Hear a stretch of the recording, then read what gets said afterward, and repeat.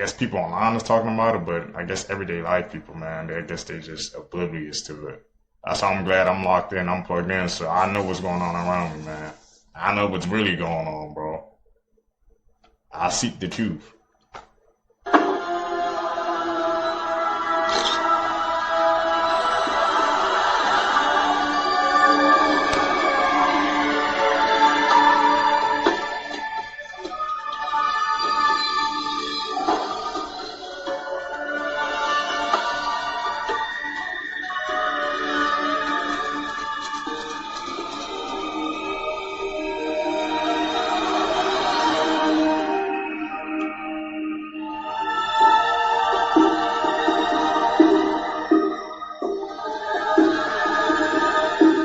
Someone please tell me that this isn't true. This photo with this little girl is in the Epstein files, and people are convinced that this is 6-year-old JonBenét Ramsey. For those who may not know, this was and still is one of the biggest unsolved cases. As skeptical as I am about this portrait, which a lot of people believe is JonBenét, there's another photo that's been circulating the internet of JonBenét at a beauty pageant, which is something she normally did, and look who it is behind her. You cannot tell me that doesn't look like Ghislaine Maxwell. And I know you're probably thinking, well, this could be anyone that looks like Ghislaine. This is the thing. Allegedly, many people have said that Ghislaine was seen at a lot of beauty pageants during this time. She would go and hang out with moms and build relationships with them. And as you probably know, Ghislaine's currently in prison serving a sentence for sex trafficking minors and other crimes related to children. And also, my mind goes immediately to these videos that were found in the Epstein files of these little girls who look about the same age as JonBenét. Listen, I'm just speculating here, okay? Apparently the girl in the portrait with Jeffrey is someone else. Could be, I don't know. But also, if you know anything about this case, JonBenét's parents did some questionable things where a lot of the evidence pointed back to them for potentially covering up their daughter's murder. Also, her autopsy showed signs of SA, so I'm thinking maybe there's more to this case that we don't know. When someone named Vlad is telling us about vampires, I think we should listen to them. Столетиями набивать брюхо человеческой плотью, а карманы деньгами. Но они должны понять, что бал вампиров заканчивается. Putin, can you pick me up from school? I'm scared. Yeah, this is my driver. Yeah. I didn't know that Putin would be the good guy in 2026. Our common enemy is vampires. Banana. Whatever. Flush. Hey, this is either really cool or a little strange, but that's who you're doing business with, right? So, what is this? That's Marilyn's hair. What? Selling hair now? You can clone her. No! I don't know what she's talking about. Oh my god, I'm literally going to do some crazy voodoo shit that I learned from my and I channel her. No! That's the most special reason for you. Channel her? No way. Much. This is so cool. Alright, wow. What are you talking about, Kim? What do you mean you're going to see out her? How did you get Marilyn Monroe's hair? Rest in peace to her. Who is that guy? How did he get her hair? Yeah. If you listen closely, she says she's going to go home and do some VD. Stop playing with me, son. It's really for the same purpose only. Obviously, I'm just playing around because that's not true. That was her own hair, bro. Shh. Shut up. So what you telling me? All you need is somebody's hair to see them? But what about the barbershops? Stop playing with me, son. It's not a game on guys. You know what it is. Shh.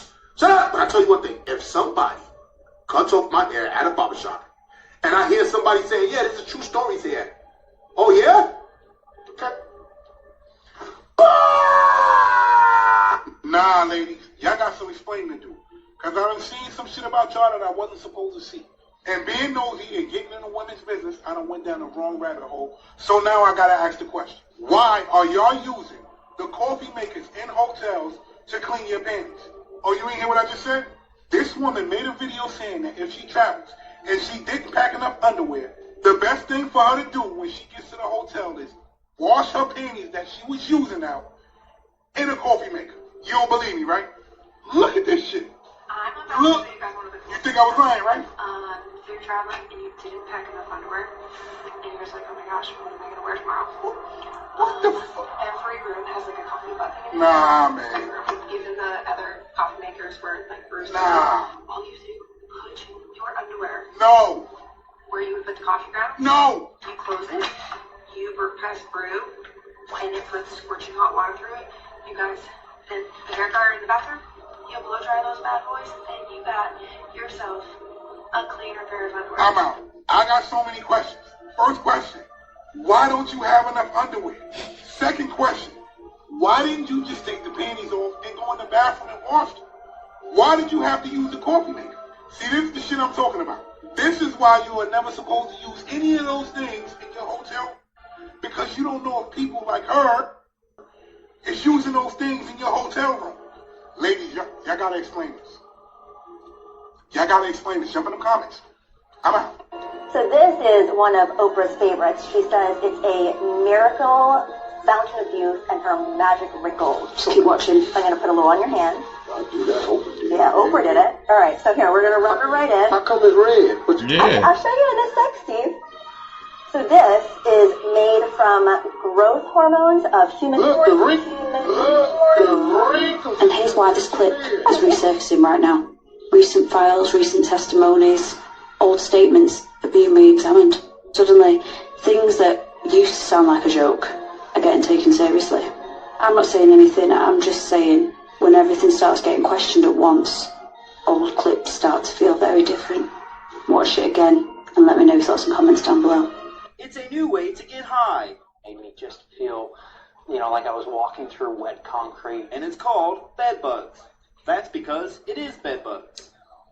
So what it does is it enters the brain and it goes to certain receptors in the brain that are in the pleasure centers of the brain, and those are stimulated, dopamine is released, and the person gets a high from that. Bed bugs have a known hallucinogen that if smoked or injected can cause major hallucinations.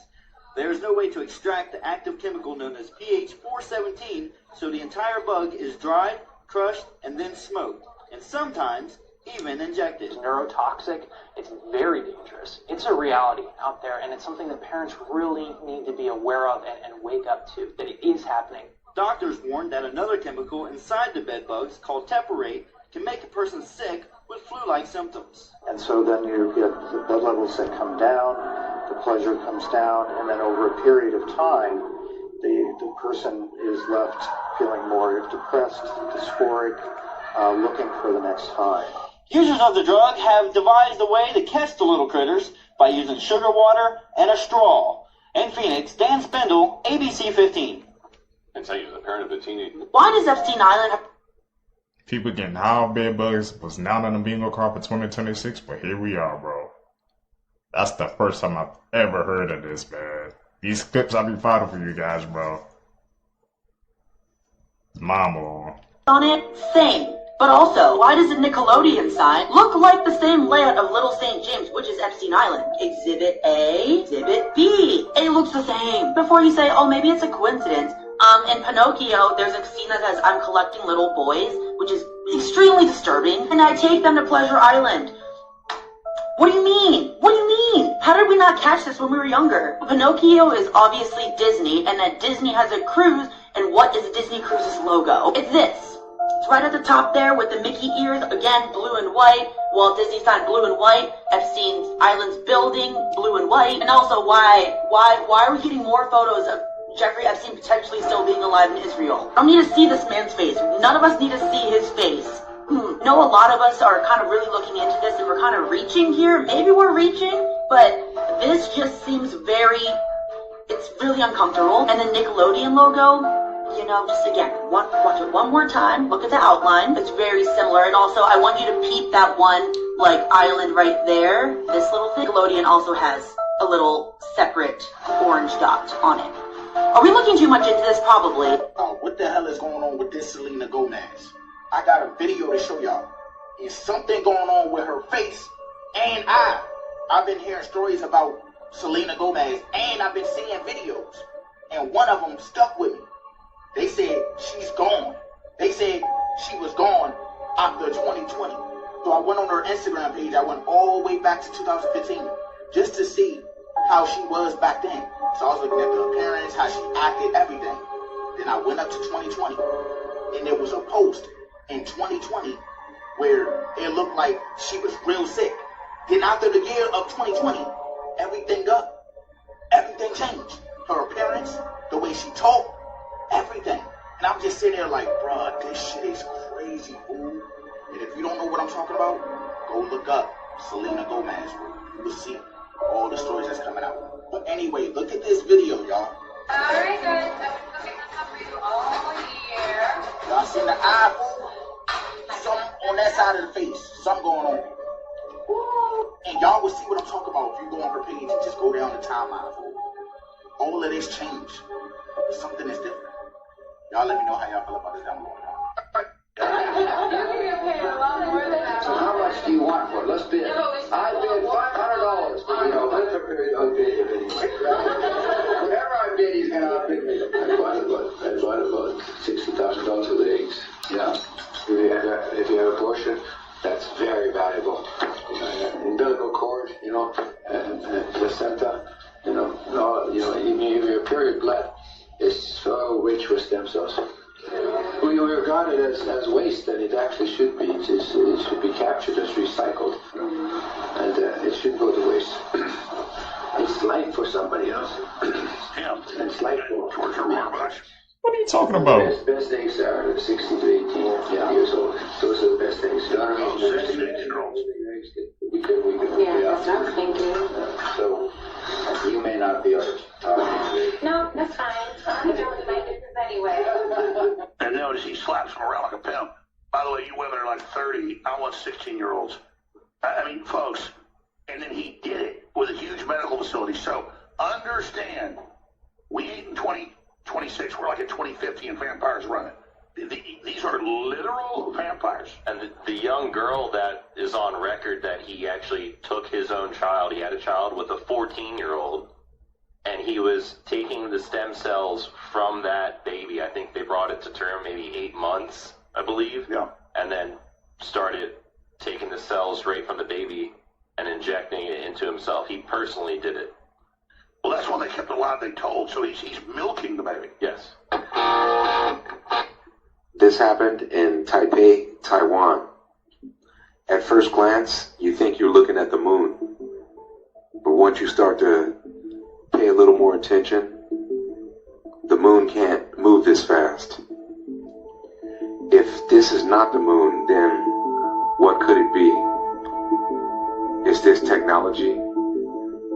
Many users thought it could be the planet Nibiru. Maybe it's China putting their new sun in position. Maybe. I'm not sure what it is. If you know what this is, leave it in the comments. Unanswered Universe. I want you to pay very close attention to the way Biden is walking through the sand here. Just keep notes in your mind how his back is, stiffness, the way he walks. And of course he is elderly, right? At least officially. But you know how in the information that's been released in the last few weeks, there's a bit of a discussion about him? Well, check out the comparison to a literal robot. Notice the stiffness. I'm not saying, of course, he's not a... I'm thinking that he's a... No, I'm just showing you it's crazy that this robot can, perfectly mimic and look like the way Biden walks. Maybe they designed it after him or something, because it's just such a iconic frame and stature. Is this a little bit too crazy or not? Here it is, guys. The burning of the ball statue. We have to understand what this means, and you need to understand how historical this is, that people are waking up and realizing that they've been worshiping the devil their whole lives, and they're pissed off. So you can call this a protest, call it whatever you want, guys. This is a big deal, and during the end of the times, people are going to be finding God, and they're going to be exposing the evil. And that's exactly what's happening, guys. God and Jesus is training right now, and the devil and the evil is finally being exposed for what it is. It's not okay to be evil. You shouldn't be worshiping anything that represents anything ungodly. So the whole idea here is, guys, that this is history in the making. This is just the beginning of what you're going to see with this kind of stuff. and you're going to see them do this more toward who's actually doing the controlling in the physical realm with the people higher up. Stay tuned, guys. More to come.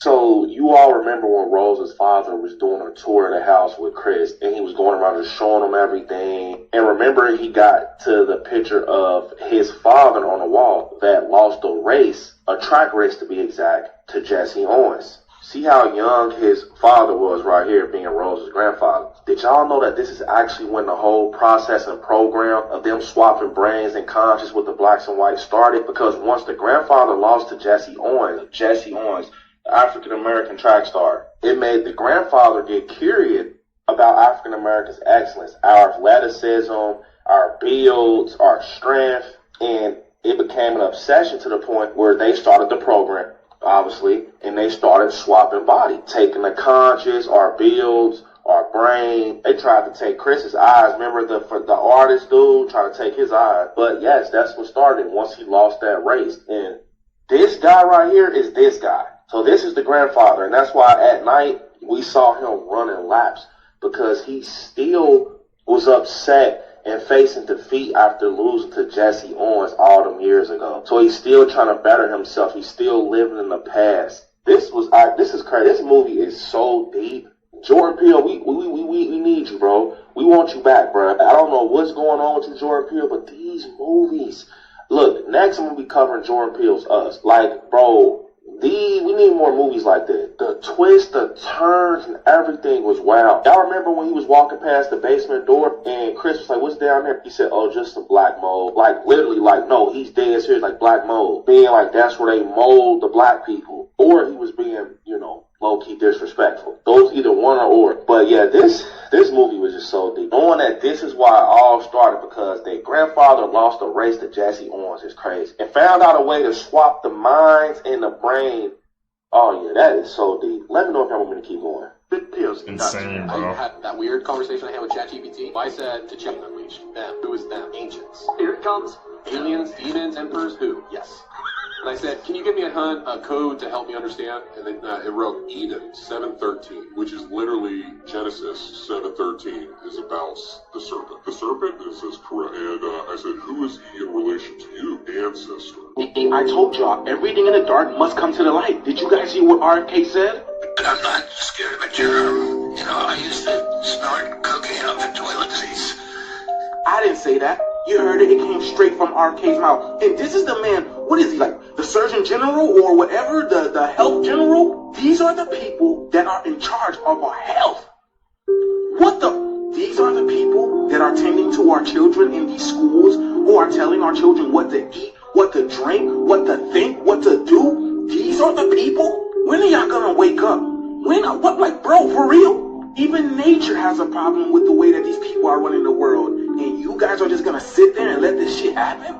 Not only are they unaliving people in these hospitals due to malpractice and whatnot, but these are people who have trouble with nature, getting along with nature. So how else did you think he was gonna get his job? You think he was just gonna be walking underneath the sun and they were gonna, hey, RFK, I wanna give you a job. Now y'all really understand why our school system, no, not even just the school system, every system that these people have placed on this damn earth is totally messed up. And this is why I tell y'all the sun is getting a lot brighter now, because all the BS is coming to light to be exposed and be removed from this realm. All of this was never part of the original earth, and now we are going to the original earth. All of this is being erased. It has to come to the light for us to see the BS. This is exactly why the sun is getting a lot brighter now. I've been showing y'all, the sun is getting a lot more brighter for all of this stuff to be exposed and be erased off this realm. Let me know what you guys think about this video. Let's continue to get this shit. Peace out. But I'm not scared of a germ. I used to snort cocaine off the toilet seats.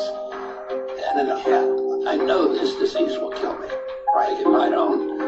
If I don't treat it, which means...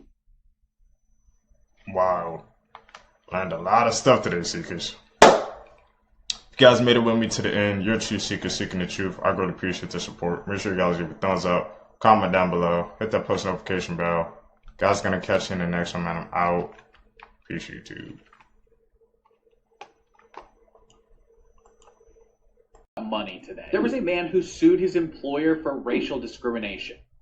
After he won this lawsuit, he took the check to the bank, but the bank did not believe that the check was real. The bank called the cops on this man, and he ended up winning a second racial discrimination lawsuit. Robin Williams left his entire net worth to his 3 children, but they were not able to access it until 1, they turned 25, 2, they finished college, and 3, they work at least 1 year making less than $30,000 a year at a real job. The clause in his will actually read, "I don't want my children to know wealth before they know struggle. Money I earned easy, respect they must earn hard." His daughter Zelda worked at a coffee shop for a year, made $25,000, and then finally got her inheritance. She posted on social media in 2024 saying, "Dad made me wait 10 years. Best thing he ever did. I know who I am now. The money didn't define me." Literally half of all Nobel winners have a father who is among the richest 5% in their birth country. The elite have hidden tunnels everywhere, and this man proves it. Oh, me and DJ just be exploring, right? Why we just find a secret tunnel next to, like, the White House, bro? What is that? Washington, D.C. A hidden tunnel. It is? They saw too much, y'all. They probably got an alarm going off right now that it's open. They will. Yeah, let's go on the other side. Check it out, Makes family. sense. A farmer in Mexico allegedly claims he caught a gnome. I know that don't look like a good picture. I got y'all. Trust me. I got a picture for y'all that's more close up so y'all can really get y'all observation on. But on Funnel Grade 2026 already starting off with a bang. I got y'all, family. Next photo. Here you go, family. Next photo. Yeah, look at that. Y'all let me know in the comments if y'all think this shit cap or not. But allegedly, a farmer caught a gnome and he took a picture. I have to show y'all, man. A lot of shit is kicking off in 2026.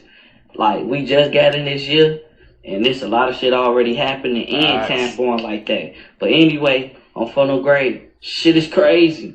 We waking up, people! Look at this. The CIA just released a document on the black web. We are rising. Look at her running on water. Don't that look like a certain story? Look at that. Oh, they trying to you can't catch her. He let one of the handlers do witchcraft on him in his house. In that Capaholic's house. Wait a minute. Okay. Even though your ears are plugged. No! Even though your ears are Did you just hear something in your head? You were thinking about a song, right? What did you just hear in your head? Nah, bro. I'm Geeking was playing in my... He's trying to play us off. I don't got nothing to do with what just happened. No, you're not getting it though. But he basically just put a Neuralink chip in his brain and did some shit to where he can play the song in his head. Some type of witchcraft, right? They're using light, dark magic against you. You'd be a fool not to get your spiritual defenses up in these times. But I always like reacting to him and Kai and all them because they just loosely get their energy played with. And they don't be even realizing shit happened 2-3 months down the line. They be like, oh, damn. Yeah, bro. They setting your ass up on that altar. That the Epstein files, it continues. It's even worse. I just spent hours listening to another testimony. And when the testimony came out just in the last few days, that's when they pump up the Minnesota. Pump up the Minnesota, beat a few more people up, kill a few more people. Get everybody to look over there. Don't look. And again, I'm not talking about just trafficking. I'm talking about outrageous snuff films, murdering young, I would say children, youth. They're supposed to be graveyards filled with missing kids, and no one knew who they were. I know I sound like a crazy person, I know, but it's not. There is a testimony, Sasha Riley. I ask people to go and investigate and listen to it yourself. There are some issues. Y'all, what if what we thought were aliens visiting us was really us, but in the future? I know, crazy, right? But just listen. I've noticed that a lot of these drawings look very similar to human features. Especially if we compare it to an astronaut. But who's to say this isn't us? from the future visiting us from the past to make sure certain things don't happen. And let's not forget about those CIA documents that told us that present, past, and future all happen at the same time. Not to mention the new scientific evidence that says that what you're doing right now can change your past. Now let that cook. What if places like Tartaria exist but haven't been discovered yet and will be in the future? I mean, just take a look at all of the technology that we have today on ancient artifacts. Come on now. And what if places like cathedrals are actually where they do time traveling at? Think about it. Most cathedrals have sacred geometry all through them. And what is sacred geometry? The language of the universe. That's how you speak to the universe. How you get things done, including time travel. I mean, ain't really that far-fetched, is it? And what if they put it in a movie to give us a hint, but we just didn't take it? I mean, we see the building and the steeple, and look upside, there is the light beam. Going back to the future. Oh, and this video was purely for entertainment purposes. But make sure to like and comment and let me know your thoughts. This is amazing. I think we the aliens, bro. She was spitting, man. Like she brought up that Back to the Future reference, bro. They don't fry me, man. I watched the first one, but I haven't watched, I think, didn't they have like a second or third one? I watched the first one, but that's it. I'll have to watch that, man. Are we the aliens? Storm. This is a bit of a whopper, especially as we go into the weekend. Texas has already activated a state of emergency in response to this. We also have the hurricane hunters that are flying into this to get some new data as well. So look how massive this storm is. We have all eyes on this. We're looking at not only snow being a big issue there in the blue, but ice being the even bigger issue for more than 25 states as we head into the end of the week. Time frame here is going to be Friday into Monday. So you have plans this weekend, you need to listen up. This is going to be one worth watching. We hope that people are taking this opportunity through the middle part of the week to prepare, get those emergency kits ready for their homes and their vehicles. If you have a generator for your home, make sure that that's ready to go. We have all eyes on this. This is going to be a big storm. And also something to keep in mind, you know how people look at the pizza orders over in Washington to know if something crazy is about to go down in the world? Well, I look at the NOAA slider because anytime it goes down, something's about to happen. We'll see how that's behaving as the storm gets closer, but keep an eye on this storm. Take it a bit seriously because there's a chance it could just be a Frankenstorm. These storms, bro, that's happening in 2026, man, it's insane, man. This polar vortex storm, bro, that's about to hit. I'm in the area where I think it's gonna hit, so I'm gonna think of it with you guys, man, so I can keep you guys updated, man, when I be uploading my videos to tell you how bad it really is, bro. Man, who got the weather machines going, bro? That made the Dr. Pepper song finally had her song played in a commercial. So this girl Romeo, she made a viral jingle for Dr. Pepper. She made this video where in the video she sings this jingle for Dr. Pepper, and she wanted it to be the new Dr. Pepper theme song. And so first, this is what it originally sounded like. Dr. Pepper, baby, is good and nice. And this is where it gets even more insaner. The video right now on her page has 35 billion views. And Dr. Pepper even commented on her video saying, "Hold on, you might be onto something." Then about 6 or 7 days later, they commented again saying that she should check her DMs. But this is where it gets more worse. We didn't hear anything from Dr. Pepper or Romeo for the next 2 weeks. And everybody thought that something went wrong and that Dr. Pepper didn't want the song anymore. But this is where it gets so much more betterer. During the college national championship football game, Dr. Pepper unveiled a brand new commercial where they used Romeo's song.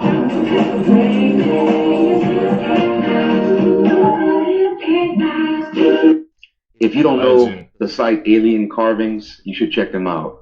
They did it again. Take a look at this find they unearthed out of Mexico. They've been finding some pretty unique things lately. This is some type of attaches to the arm, and it's an electronic light source. That looked like a Yu-Gi-Oh! Dual stack joint, bro. Where they fighting, man, with those cards, bro. Sorry, I can't be the only one thinking that. Almost looks like it belongs to an old superhero like Thor.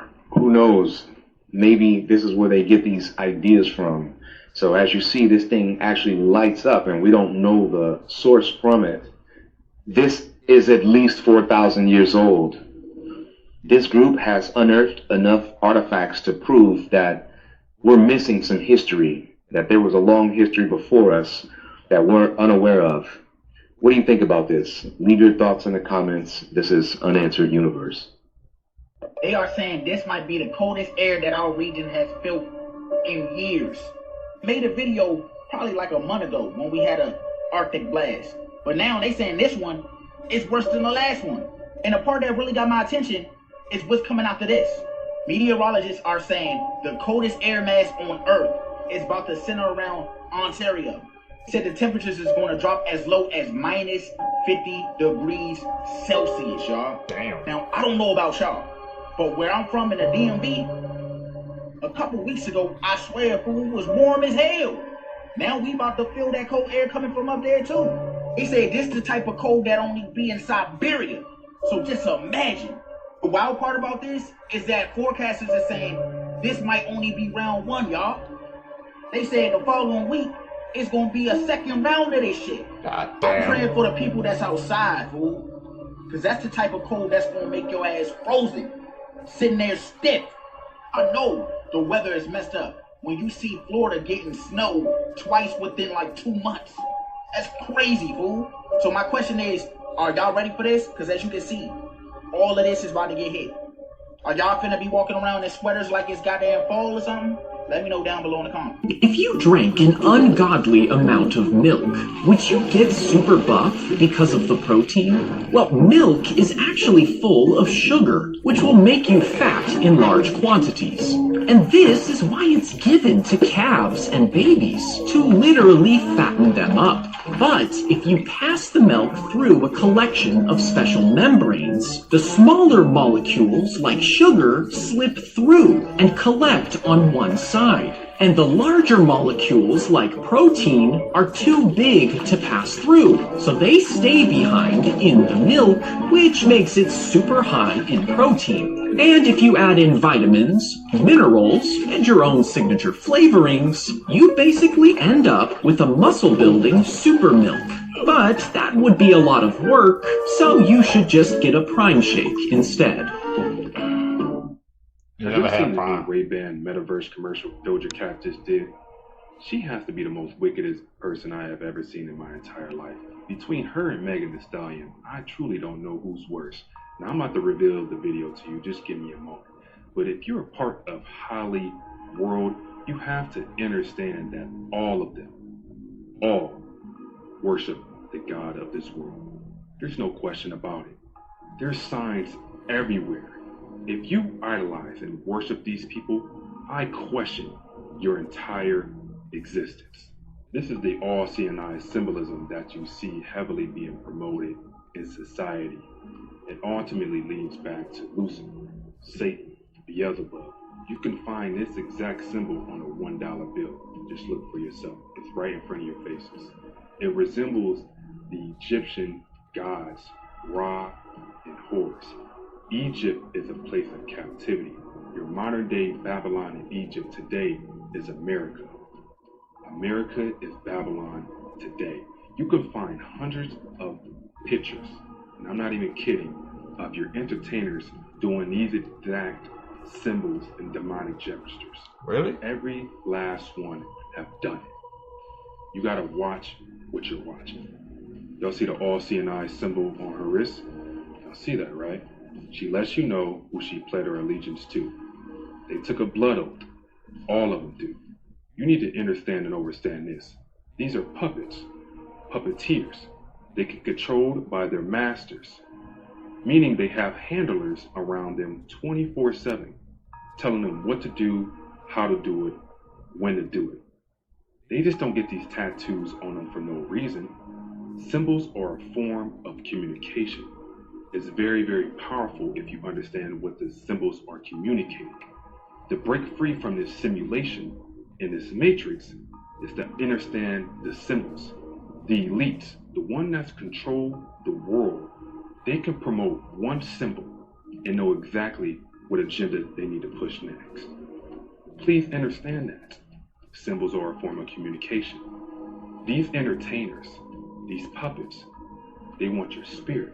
They want your energies. They want your frequencies. They want your soul. To feed them and give them life. They want all of it. Here's one more. They love the serpent. Hosea 4:6 says, "My people shall be destroyed due to the lack of knowledge." We must increase in frequency, meaning we must increase in knowledge. What we don't know can ultimately lead us to destruction. I'm about to get into the video now. Pay attention. Don't let your eyes deceive you. Use critical thinking. Hey, Meta, film this.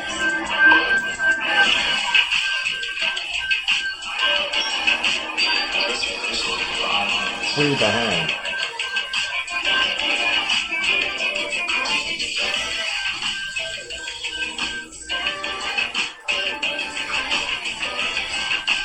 Hey, Meta, stop filming. Now, if you were paying attention with your spiritual eyes, you could see they were promoting two different things. The first thing was their Hindu god, Durga. She represents protection, power, strength. She's the feminist goddess, according to Google. But that is a bold-faced lie. She is the total opposite of that. She represents wrath, destruction, entity. She wants to destroy anything that's carrying the light. And I'm talking about the light of Yah. Some people will say, well, that was the Hindu god Shiva. But Durga has many arms. Shiva doesn't. Oh. This statue is at CERN's headquarters in Switzerland. Remember that. Where they open up portals and let these entities in. And they continuously do it all the time. Just like they have a CERN building in Tennessee, most people don't know about. And the second thing that they were projecting on the masses of people was transhumanism. They want us to totally be connected to artificial intelligence. They want us to rely on it. They want us to breathe it. They want us to become it. Look what the AI system have done to the job market. You tell me what you see. They're ushering in the Antichrist beast system. Can you see it? Yeah. Can you feel it? Now is the time more than ever to rebuke and to repent and to give your life over to the Most High Yah. They truly didn't want me to get this information out because I had to do that video 3 times. But it's all good. If you're not following me, my channels are below. I just want to tell you, I love you. I love you. Continue to spread peace, love, and enlightenment. Let's continue to increase. The truth shall prevail. Go follow. I'll see you in the next video. Shalom. Shawn Michaels, man. Always be dropping knowledge on us, bro. I'm glad I found his clips, man. You dropped a whole lot of information, man, that I'm going to dive into. And just like I think most other people in Hollywood, I know all the rumors, and I've certainly heard people that have firsthand experiences of occult practices at the higher levels, serious stuff. Like what? Like what kind of things? Our audience might not know. Producer parties where they're having actual seances, where they're doing they're bringing in, bringing in stuff that they claim is, the flesh of children, that sort of stuff. I mean, all kinds of crazy stuff. Almost anything you can imagine. I never saw any of it firsthand, though. And even the firsthand accounts that I heard were relatively rare. So, like most people, I got a lot of secondhand news about those sorts of things. Oh, yeah, and I would imagine so. I mean, most people who are involved in that are keeping it secret. It's like one of those poorly kept secrets. We all know things are happening. All the shit that's going on with Russia, China, with the United States saying they're going to take Greenland, with the United States saying they're going to get out of NATO, we need to know what to do just in case a nuclear event happens. So I researched it, and outside is not the place to be. If there is a nuclear event, you need to be inside. If a blast happens, and you do survive that blast, you should be looking for shelter inside. And we're not talking about upstairs in a penthouse. We're not talking about upstairs in the attic. You should be somewhere that has a basement, a very, very low level. And when you get there, do not think about coming outside for 3 days. That's right. You have to stay there for 72 hours. The most important thing you can do is be in that basement, away from windows, away from that blast, because that radiation will send you to God. If you do some research, it says that 90% of radiation leaves in the first 24 hours. So again, you want to give yourself 72 hours so all of this shit settles. If you see that flash, you know you are too close, that means you need to get your ass where you need to be and do not move. And I forgot to add this. If you are around and a blast happens outside, you need to strip. Take them clothes off, get them shits away from you, put them shits somewhere, get rid of them shits. Because you're contaminated. Because you're contaminated. In the shower, wash off, and again, find somewhere. Basically what I'm saying is don't be a hero. Get your ass in a place where you're safe, and hopefully you make it to see another day. Pay attention. Scientists have found a hidden prehistoric world beneath Antarctica, frozen for 34 million years. I don't even want to question why everybody finding out everything they finding out. If you know, you know. We in the time of revelation, and revelation means to reveal. What I'm gonna say is, that's where I'm moving. I ain't paying no rent. If y'all want to come with me to move there, they gonna say Antarctica just so ice. I don't know ice. There are like tropical parts of Antarctica where there are volcanoes at. Where there is heat and water, there is life. So y'all know me, as soon as I saw this shit, I dove deep. If you don't know who Billy Carson is, lock in, nigga. When I see that land right there, I just want to think about all the good stuff that we were supposed to be. Either way it go, this could be really good or very, very bad. The way things are going, it's probably very bad. But if you just want to stay vibrating high, we can just say, you know what, it's not bad. We gonna live there, and only the good people gonna be there, and everybody gonna be nice to each other. Nobody gonna be stealing. You wanna know how I know we don't know shit? Cause we always finding some shit out. Even the most smartest motherfuckers we got on the planet always discovering shit. Yeah. That's how you. What did we know if they keep finding shit? We don't know shit. We don't know nothing, bro. That's what I be trying to say, bro. We don't know nothing. If you act like you know anything, you don't know shit. So bitch ass. The first ever show has just been played in the Las Vegas Sphere, and videos from the inside have shocked the world. The band U2 were the first to christen the stage inside the sold-out arena. They were dwarfed by the world's highest resolution LED wraparound screen that covered most of the audience, and augmented the concert experience with trippy as hell animation. The visuals range from flying through portals, performing in the clouds on another planet, and even being inside some digital infinity tunnel thing. And because the Sphere is fitted with more than 160,000 speakers, the same pristine sound is delivered to every single seat, regardless of whether someone's at the top row or on the bottom floor. The venue is also equipped with haptic seats that can vibrate to match whatever's happening on the screen. And it also has 4D machines that can create wind, temperature, and even scent effects. So the question is, who do you think would be the best artist to watch performing here? And you can't say Taylor Swift. You know, like the North Pole? Yeah. What country is that? I don't know. But you know that land there? Yeah, it's like the top. Yeah. Right? What do you call it? Just the North Pole. Just the, yeah. The Mandela effect is, not only is there no country, what? There's no land. It's water. What? The North Pole, there's nothing there! Wait. There's nothing there the whole time! What? That's what I'm saying, bro. No, this is it, right? No, that's Russia. What? There's no land, bro. They literally made us color in that part. Yes, I know. I'm not a geographical, guy, but I'm pretty sure there is land at the North Pole. There's nothing. What have they been teaching us, bro? California gotta be under some heavy spiritual attack for all of this stuff to be taking place, because this is not normal.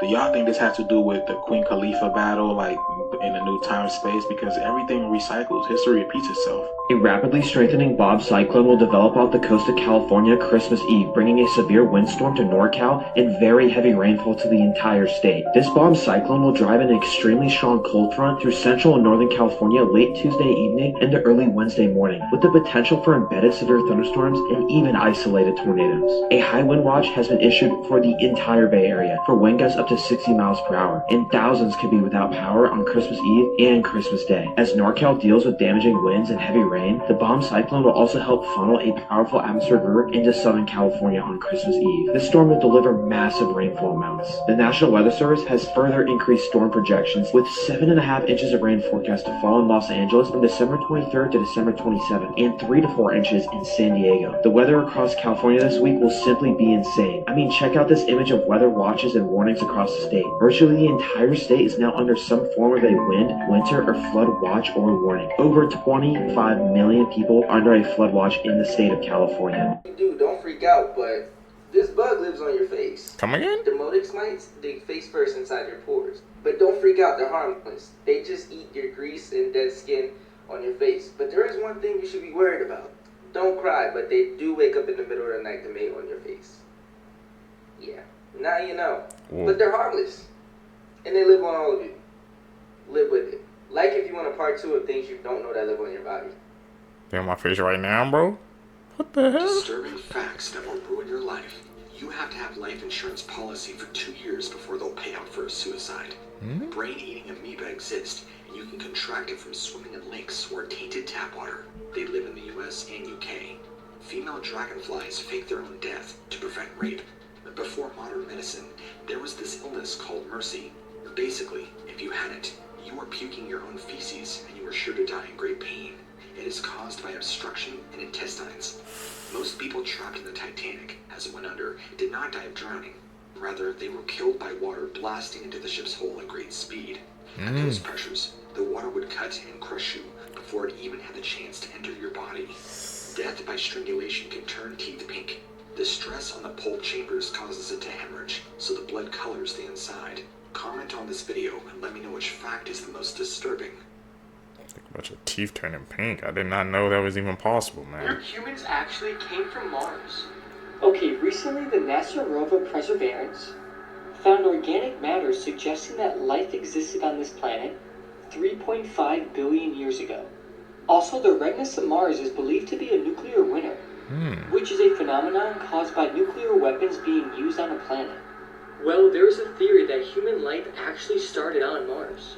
And the reason that we are now on Earth is because we drained all of Mars's natural resources and had no choice at all but to come to Earth. However, if you look at the current situation on Earth, it probably won't be long until Earth turns into Mars. What do you guys think, man? I thought the whole point, you know, like Elon Musk isn't like he always trying to, you know, reinvent ways to go to Mars.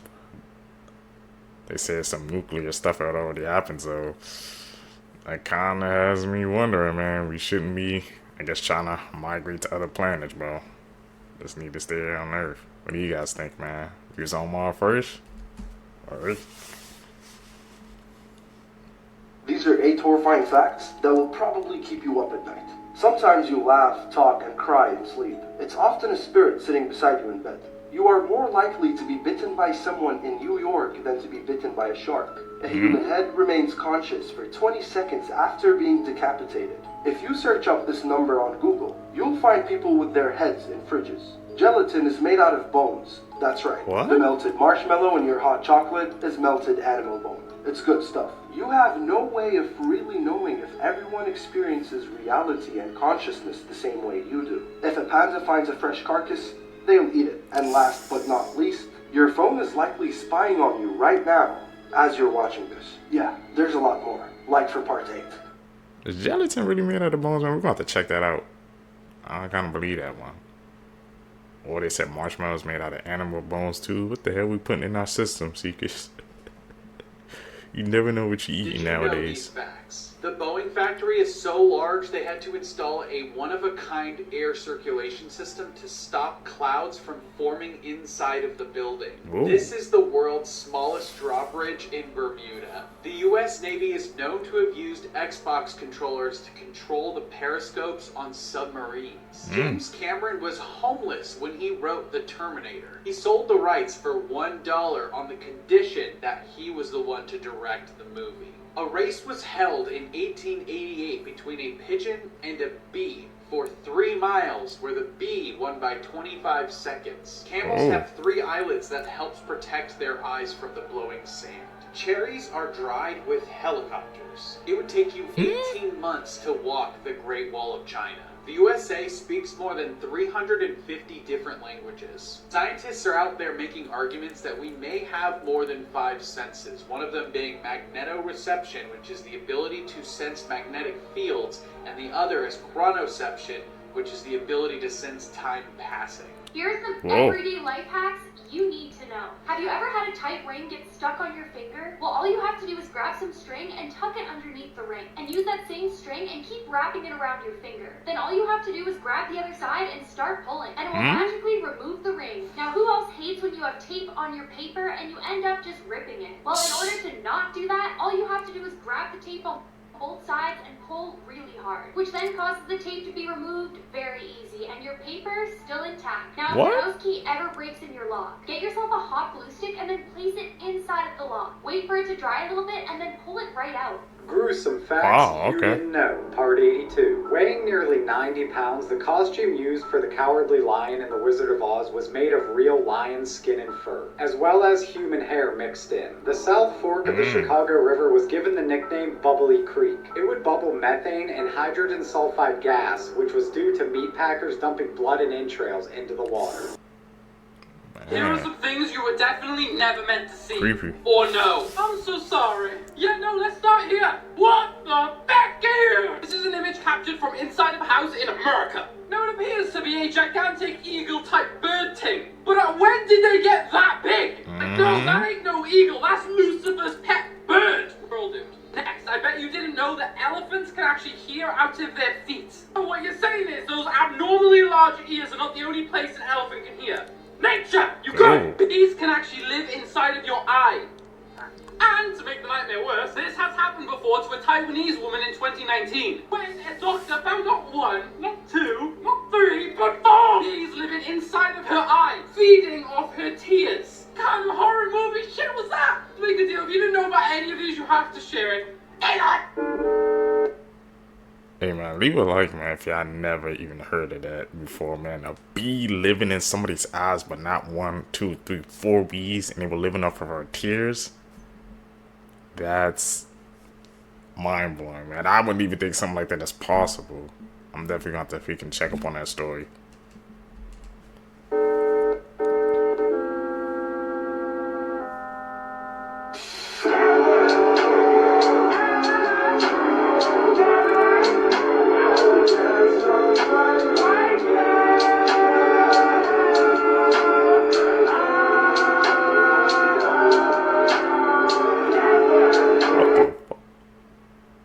So those crabs just came out of nowhere? What the hell? And that Red Sea.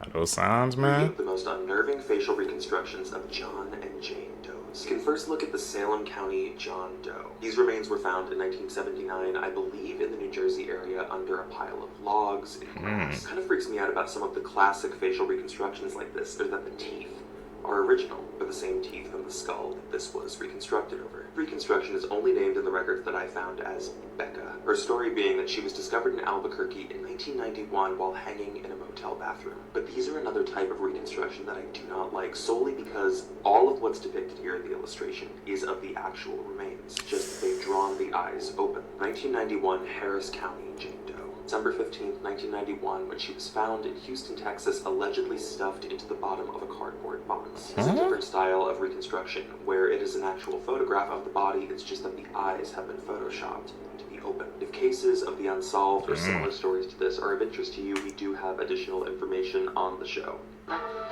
This is some uncanny valley vibes.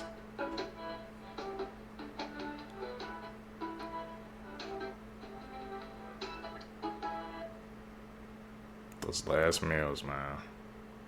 Back in March, dismembered body parts were found scattered across Long Island, and the victims were eventually identified as 59-year-old Donna Connolly and her partner, 53-year-old Malcolm Craig Brown. Long after, Stephen Brown, Jeffrey Mackey, Amanda Wallace, and Alexis Nieves were arrested in connection to their deaths and charged with first-degree hindering prosecution, tampering with evidence, and concealment of a human corpse. They were all released on bail in mid-March with GPS monitors. But then in May, Jeffrey Mackey and Alexis Nieves were charged with murder. The Suffolk County DA said that the victims had participated in the planning of a gas station robbery back in February, and they allegedly planned it while Mackey and Nieves executed it. This ended up leading to a dispute between Malcolm and Donna and the 4 suspects, and that dispute ultimately led to their death.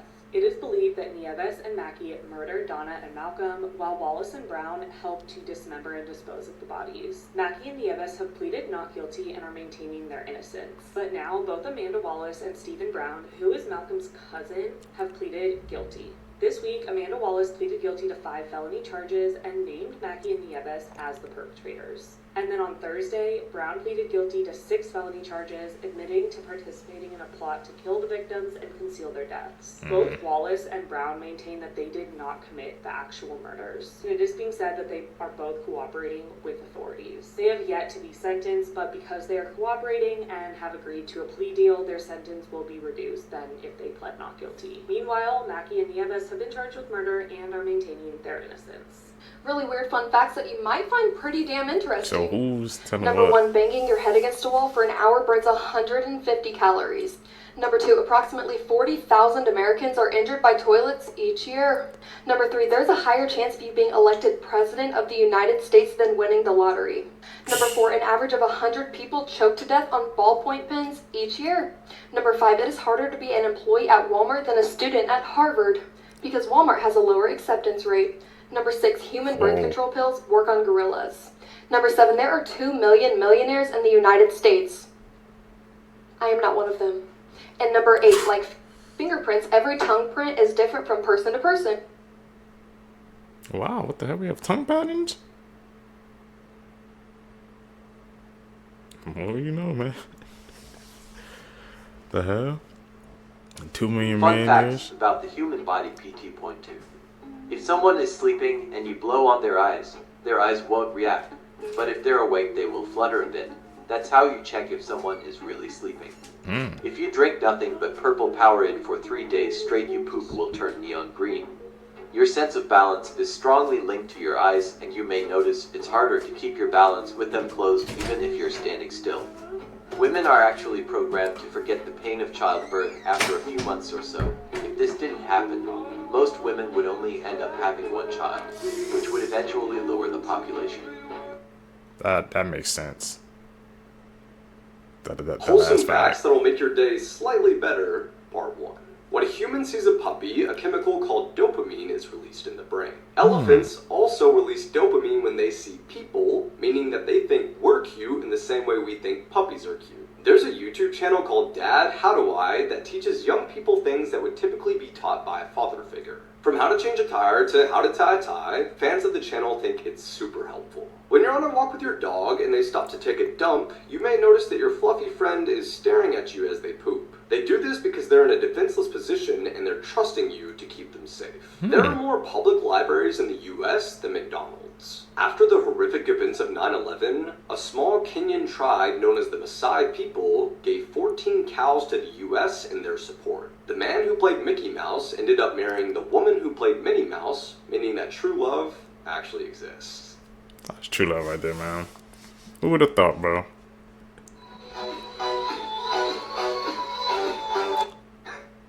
Most of the comments are worried about that little guy, but he's fine. The snake's in trouble though. Meet the mongoose. They only get up to about 10 pounds. But let me tell you, that is the most ruthless 10 pounds in the world. It's like a hyper-aggressive, condensed version of John Wick that's a fully carnivorous hunter. And they are literally designed to fight snakes. Specifically venomous snakes. Like they prefer venomous snakes. King cobras, regular cobras, rattlesnakes, vipers, it's on sight. Fear?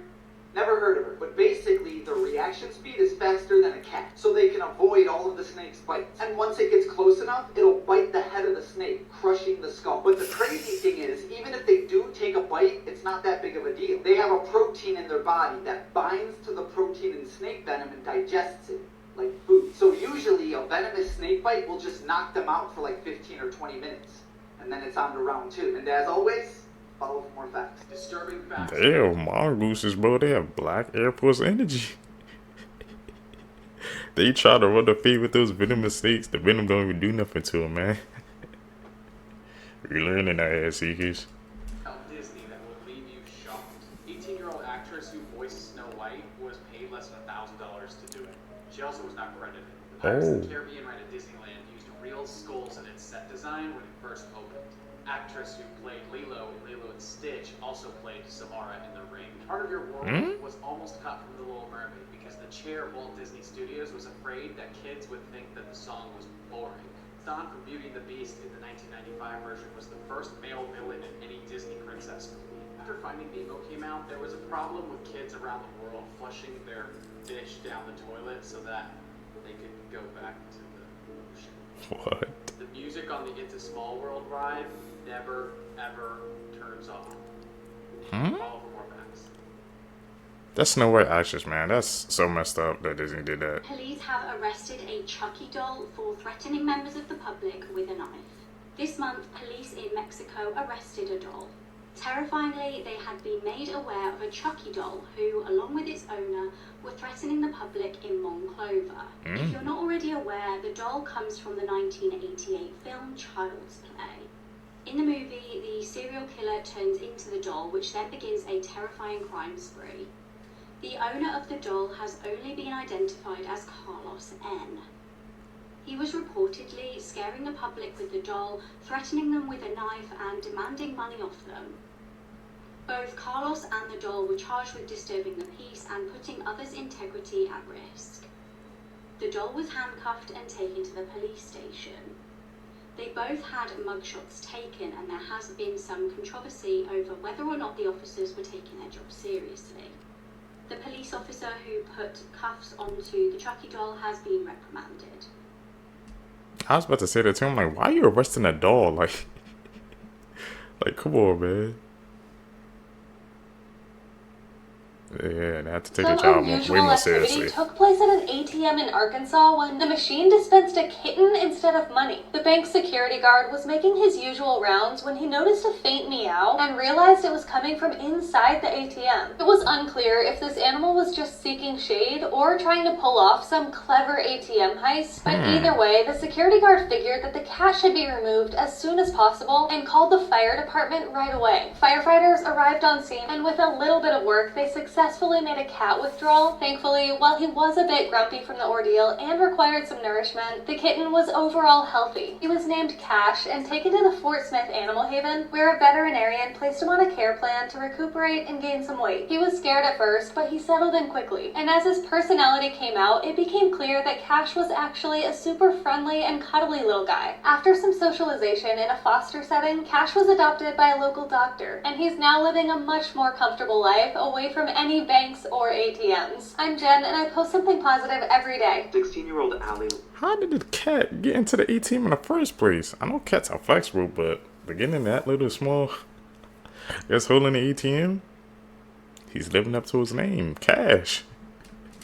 Influencer vanished off her school bus, and she has never been seen since. This footage is from her high school the day of. It is April 26th, 2010. Well, this footage would mark the last time she was ever actually seen. She ended up getting off her bus stop right on this very street that you see behind me, and this was seen on camera at 56 p.m. And she had already texted her mom that she was going to be walking from their home to her job, which is only about 10 or so minutes away. But at 2:57, just a minute after she got off the bus, she sent a text to her friend. Then her phone mysteriously turned off, and nobody has seen her since. Years into this case, there has only ever been one witness who came forward who said they might have seen a girl who fit her description talking to somebody in a white.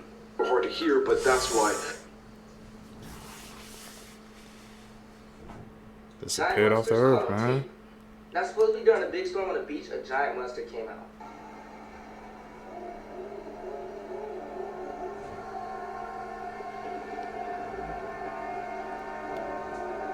Some people say it was special effects, while others say that it was a giant monster named Cthulhu. Scientists say big creatures like this can't exist on land because their bones wouldn't be able to support their body. But in the ocean, it's possible. All I know is I'm moving to Mars. Let me know in the comments below if you think this is real or fake. Was it really a monster, or are they covering up saying it was effects? And like this video if you want more giant creatures caught on tape. Is that effects or was that real, bro? Cthulhu? Scariest bird sounds. Seen some videos on not that. that with these scary bird sounds again. Black-collared starling. Oh, what does that sound like? I thought it was a cat. Oh god, it sounds like I'm on the airplane. Okay, right, we've gathered this one. Is that real? Peacock, you don't want to pick him off. Wait, that sounds like that alarm, doesn't it? Like the bloody, I don't know what it's called. Shoebill. It does. We know what the shoebill sounds like. Call of Duty. Look. Are these extinct or are they still alive? Because I'd love to see one in person. Look. What the? Cassowary. Oh, this is the deep throat one, isn't it? Apparently these are very dangerous, you know. Everyone was saying that they're quite scary to be near. White bellbird. A white bellbird? Hmm? It doesn't even sound real, does it? It doesn't. It sounds like a spaceship coming to get me, is what it sounds like. Oh! This is some dark stuff going on around the world that the public definitely doesn't know about. Up first, humanity has wiped out 60% of the animal population since 1970. Just think about that for a second. 60% of all animal population has been wiped out. This is absolutely crazy, and we use all of these resources for food and clothes and just stuff like that. But when you hear that we killed 60% of the animal population, it kind of makes you think, right? Next up, we all know the mega city that Saudi Arabia is building called Neom. But did you know Saudi Arabia is sentencing people to death who refuse to move out of their homes so they could actually build the mega city Neom?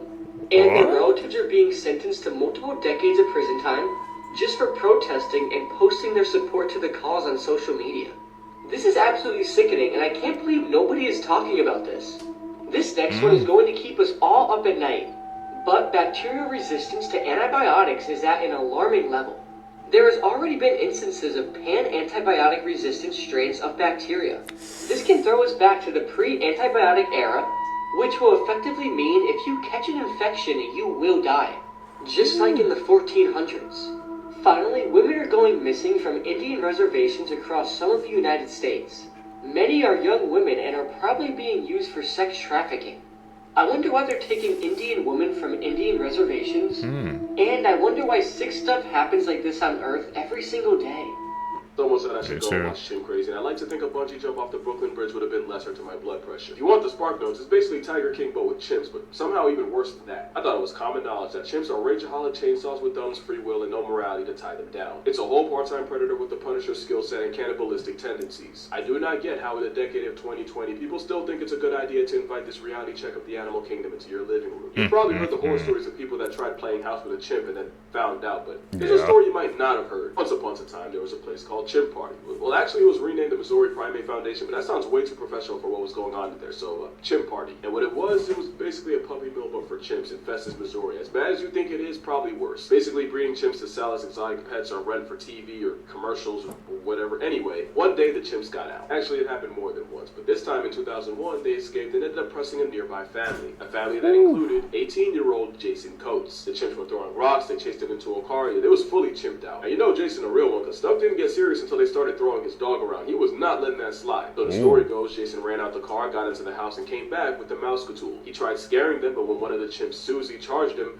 he sent her the dog backwards. But here's where it gets wicked. Not only did Jason get arrested and charged with chimp murder, not only was he put in jail with grown men for refusing to be chimp bait, not only did he miss the birth of his first child because he was in there, he would be registered as a felon because of it until only a couple years ago. I love animals, I really do, but if a chimp's coming at me with malicious intent, well actually any intent, and I got that pole on me, either the chimp's getting it or I'm self-medicating with a bullet. For 20 years he was a convicted felon for the crime of not letting a chimp peel him like a banana, and we know that would have happened because Susie had a son named Travis. Yeah, the same Travis that literally defaced a woman. That's a literal travesty. Yeah, moral of the story, chimping ain't easy, but it won't stop some people from trying. People. Plastic surgery gone way too far. Joe Megler is a 22-year-old from Germany. As he was shaving one day, he accidentally nicked his cheek. A trail of blood started rolling down, but instead of getting scared, he was inspired. You see, Joe was a huge fan of Batman and absolutely loved the Joker. So instead of putting a band-aid on the cut, he made it bigger. Little by little, he stretched it even bigger until eventually there was a hole in his cheek. Today, Joe does everyday things like brushing his teeth through the hole and even eats food through it. Subscribe if you think this is gross. That's crazy, bro. Yeah, Four disturbing all over facts Christmas, about your body. man. If your body's immune system finds out about your eyes, it will blind you. Yes, that is correct. Your eyes and your body have separate immune systems. And if for some reason your body's immune system discovers your eyes, it will attack them, sending you blind. You can get a condition called fatal familial insomnia. This is a condition where you cannot sleep for days and you begin to lose your mind bit by bit until you die. Your body is always fighting cancer. In your lifetime, your immune system destroys anywhere from 5 to 8 cancerous cells that do not self-destruct. Some cancers fool your immune system so they can grow and spread. If you have even a small brain trauma, your brain can reset, changing your likes, dislikes, and other aspects of your personality. Whoa, I never knew that. Everything you like and dislike can just get changed like that on the flip of a dime. It's like you become a completely different person. The more you know, man, we learning today. That's what we like to do. Scariest videos on the internet, part 4. This is a famous statue that is said to be haunted. And someone cut its eyes moving on camera. Let's see.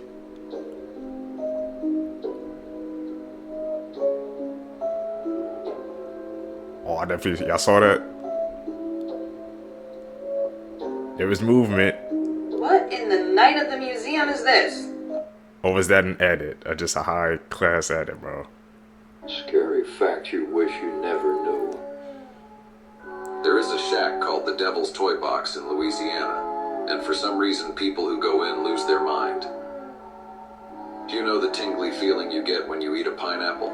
Yeah. Well, that's because the pineapple is eating you. It has an enzyme called bromelain, and that enzyme eats meat, which you're made of. Now you can check if your phone activity is being monitored. Just click on share, slide all the way to the end, click more. And if any apps appear before your contacts, you should delete it immediately. Sharks have been around for 420 million years, meaning they have survived all 4 big mass extinctions, making them older than dinosaurs, Mount Everest, and even some trees on this planet. The person who invented homework came up with the idea as a punishment for students. You are a slave. Let me explain why. We are being controlled in this world. Everything we do, every move we make is remotely controlled by these people. Every human is born with the pineal gland. The pineal gland is known as the third eye or the sixth sense. It enhances your spiritual senses. It makes you analyze information faster. It makes you take the right decisions. It makes you sleep better, and much more. These people don't want your pineal gland to be activated because you become smarter and stronger. They deactivate your pineal gland using fluoride. They add fluoride in everyday necessities we consume. Drinking water has fluoride, and it's been proven that fluoride is cancerous. What is the first thing you do in the morning? Brush your teeth. Yeah. Toothpaste contains fluoride. We are constantly shutting down this gland.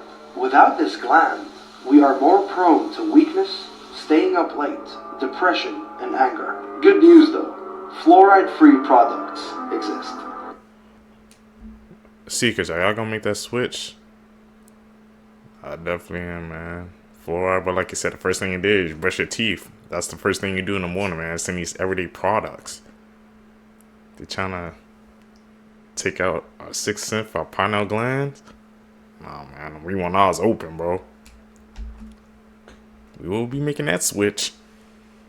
This is how people react when they are told how long they will be in prison. Jacob Matthew Morgan, sentenced to 137 years in prison.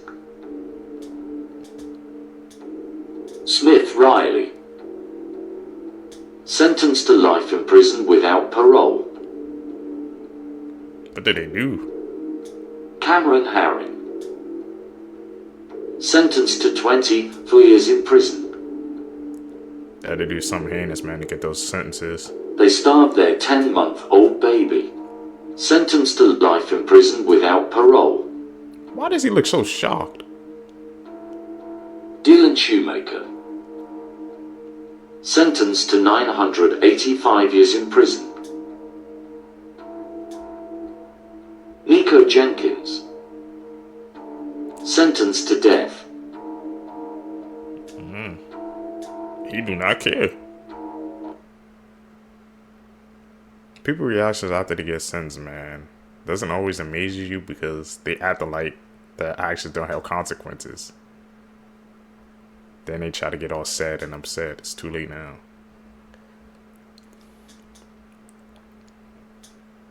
Gotta think before you act. That's an edit. This teacher was caught doing it with an 8th grade student. And apparently it was almost daily. The kid was 13 years old and now she will serve 10 years in prison. This happened in Texas. The teacher behind me, her name is Alexandria Vera. She's 25 years old, and this 13-year-old got her pregnant. She stated the relationship happened in the Instagram DMs, and his family apparently approved of this relationship. The judge and the school district said that they want their teachers to teach students, not put their hands all over their students. She was originally going to get 30 years in prison, but the judge said, I don't think she's that bad, and gave her 10 years. Apparently this relationship blossomed in 2015 around summertime. The boy kept advancing, she kept denying, but eventually she gave in apparently. Prosecutors said, based on evidence, they did it daily for 9 months straight. And apparently during the entire ordeal, to get away with this, she told her neighbors that the boy was her brother. And now it gets even weirder. She even moved his father in with her so she could pretend she was dating the father when in reality she was the kid. This was kind of a mask. She was also paying for the family's groceries and phone bill. This kid literally had a sugar mama. Now, Alexandria Vera has a 6-year-old daughter that even called the 13-year-old kid her dad. What an interesting case. Let me know your thoughts in the comment section below. If you're from Houston, Texas, did you hear about this case around you guys? As always, these videos are for informational purposes only. Once again, let me know your thoughts in the comment section. I definitely feel like she should have served life for this. She knew exactly what she was doing, but the court system was pretty lenient on her. Dark things Disney doesn't want you to know? Perfect. That family's So in insane. part 14 of this series, I talked about the deadly monorail crash that killed a 21-year-old worker at Disney. This isn't the first time that this ride has taken someone's life. The first death occurred in 1966 during the park's annual grad night. Pictured here is 19-year-old Thomas Guy Cleveland. He attempted to sneak into the park on that night. He successfully managed to climb over the park's 16-foot high fence, and then he got onto the monorail tracks. But while on the track, the monorail train struck and killed him. It dragged his body 30 to 40 feet before stopping. More on this case in my next YouTube video. Subscribe so you don't miss out. Link in bio.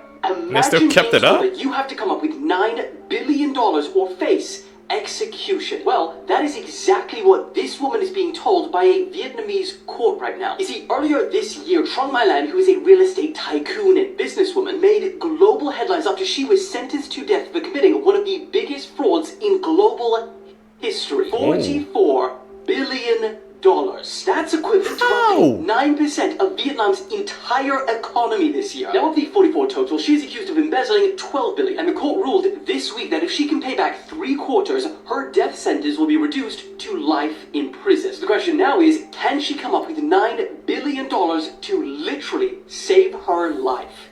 Verdict to the jury. $9 billion or that sentence, man. Oh. She better not have spent all that money, bro. I don't know how she got 44 billion, but if she don't come up with that 9 billion, it sounds like she's cooked, bro. How do people be getting away with fraud that massive? We gotta dive deep into that rabbit hole, bro. Is count 1. We, the jury, find the defendant, Carla Madison Gregg, guilty of first-degree murder as charged in the indictment. Count 2. We, the jury, find the defendant, Carla Madison Gregg, guilty of attempted murder as charged in the indictment. Count 3. We, the jury, find the defendant, Carla Madison Gregg, guilty of tampering with evidence as charged in the indictment. Please be seated, Mr. Gregg. All counts. 1, 2, and 3. Boom, boom, boom.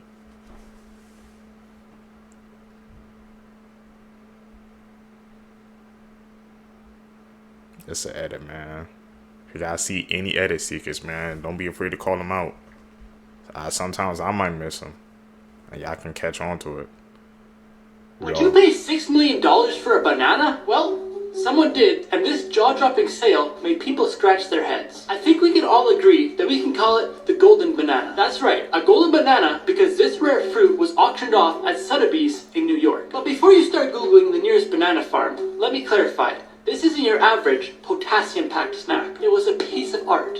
And guess what? The buyer was someone with deep pockets and a love for eccentric art. To the point that they don't mind spending this huge amount of money for a literal fruit. So, what do you get after spending this much money? Well, a banana with duct tape. Despite this, the price skyrocketed to a mind-blowing $6.2 million, and people on the internet lost it. And who was the lucky buyer? A savvy Chinese man who wasn't about to let anyone snatch away his golden prize. In the end, some say it's a statement. Others just want to know if the banana comes with a side of luxury dip. Sadly, no one knows. We need to be artists, bro. Tape a piece of grape. Let's take a look at the three biggest differences between Eastern and Western Western dragons. First up, appearance. The Western dragon has 4 legs, wings, and armor-like scales, whereas the Eastern dragon, while still capable of flight, has no wings and often no limbs at all. They're also much larger, growing up to 100 feet or more. Number 2, abilities. Western dragons can breathe fire, fly, and are more intelligent than any mere mortal. But they're no match for the Eastern dragon, which possesses godlike powers such as the ability to grant wishes and control over the elements. And finally, perception. Western dragons are viewed as wild animals decimating noble knights and kingdoms, whereas Eastern dragons are viewed as deities equally deserving of our respect and fear. If you want to learn more about these creatures and even lead them into the field of battle, you should download Call of Dragons. It's a strategy game filled with cryptids you can capture, and the storyline, much like these dragons, is legendary. Comment which dragon is your favorite and download COD. Clips you need. So here's describing Shenron, bro. Part 6. Octopus unscrewing the lid of a vase from the inside.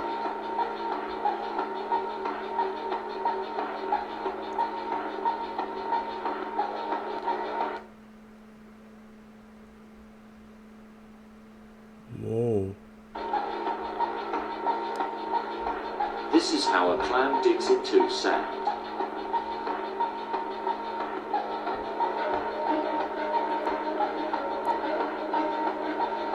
What? Vegetables in Alaska can reach gigantic sizes due to the 20 hours of sunlight they receive every day. That ain't no pumpkin, This is man. how much a pumpkin has grown in 2 months. Terrifier 3 is officially returning back to theaters on Christmas Eve and Christmas Day. We're also said to be getting an extended version, but the extended version is not what you think. With director Damien Leone saying a lot of fans want to see uncut versions of things that were quote-unquote missing from the movie. Scenes like Sienna retrieving the sword from the Terrifier. They also want to see Jonathan's unaliving. And more scenes of Art the Clown at the Beta Bash, where he used the chainsaw, you know what I'm talking about? With him flat out saying, we didn't shoot those scenes. And there's nothing that would have been extended about it. And that brings me to believe that we will never see Jonathan's unaliving ever in a Terrifier movie. It wasn't shot, it wasn't something that happened unless, at the beginning of Terrifier 4, we see what actually happened to Jonathan. But I highly doubt that, because if they didn't shoot it during Terrifier 3, why would they shoot it for Terrifier 4? Also goes on to say that a lot of stuff that was quote-unquote missing are the really nice human moments between Sienna and her family. And a lot of great scenes that have to do with Gabby and Sienna's relationship, and how their bond is so strong. Which kind of makes sense, because we really didn't see much of their relationship on screen. We knew that Gabby loved Sienna. We didn't know the extent of their actual relationship. And for me, honestly, I would love to see those scenes. It would make the ending of the movie feel so much more real. Seeing how Sienna acted with losing absolutely everybody. Especially Gabby, if the relationship is as strong as Damien Leone is saying. You guys gonna see an extended version of Terrifier 3? I remember when it beat the joke in the box office. That's just wild to think about, man.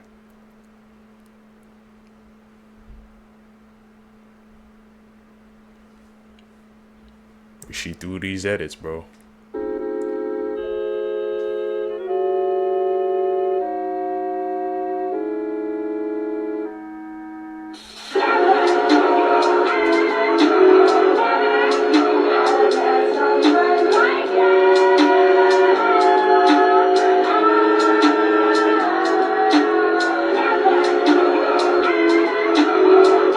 Check out the moment of man. Okay.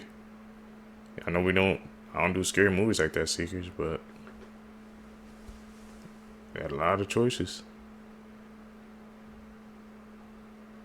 The Devil's House. There's some brave souls going in there, bro. I ain't going in that for that house. Not with a name like that. I am good.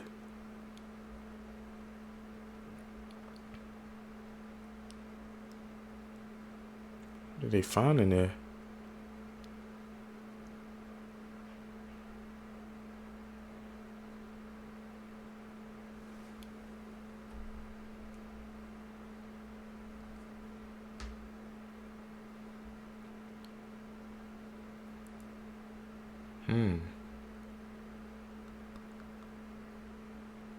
Okay.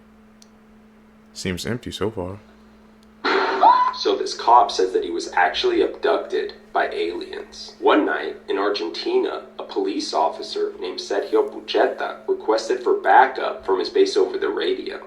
According to the other police officers, he sounded terrified, but before the transmission cut out, he managed to say that there was something strange in the area and that he was going to investigate. When the other police officers got there, though, he was nowhere to be found. But the strange thing is that his motorcycle was there on the side of the road, along with his service handgun, his radio, and his cell phone. They looked everywhere for him, and then they ended up finding some footprints. So they followed these footprints into this wooded area, and they noticed that the footprints started to grow farther and farther apart from each other. And then all of a sudden, they disappeared. The police officers were baffled, and a search team was called to look for the missing cop. They ended up finding him the next day, 12 miles away from the area of his initial disappearance. He was found by a local farmer on the side of the road, and he was completely traumatized. He was curled up in the fetal position. They took him to the hospital, and when he eventually calmed down, he told the other officers a terrifying account of what had happened to him. He said that when he got to the area that he went to investigate, he bumped into two strange humanoid beings with glowing red eyes. He said that one of these beings spoke to him telepathically and ordered him to disarm his weapon and disable his radio and cell phone. This is when Pucheta said that he got scared and he decided to make a run for it. He said that he ran as fast as he could, but as he started to run, he started to feel like he was floating. And that's all he remembered before finding himself on the side of the road. Even more terrifying is that after this whole event, Pucheta decided to do hypnotherapy. And after the hypnotherapy, he said that he remembered that he was indeed abducted by these beings. He says that he remembers being beamed up to an alien spaceship and that the walls were luminous and bright. And then he says that he remembers being placed on a table or bed. Unfortunately, for police officer Sergio Pucheta, he was let go after this whole incident. She was upset that she Why? missed her hair appointment, so she took her father's life because of it. On the morning of October 1st, 2021, 18-year-old Megan Amirowicz was busy preparing for her 18th birthday, which was going to take place at a hotel later that night.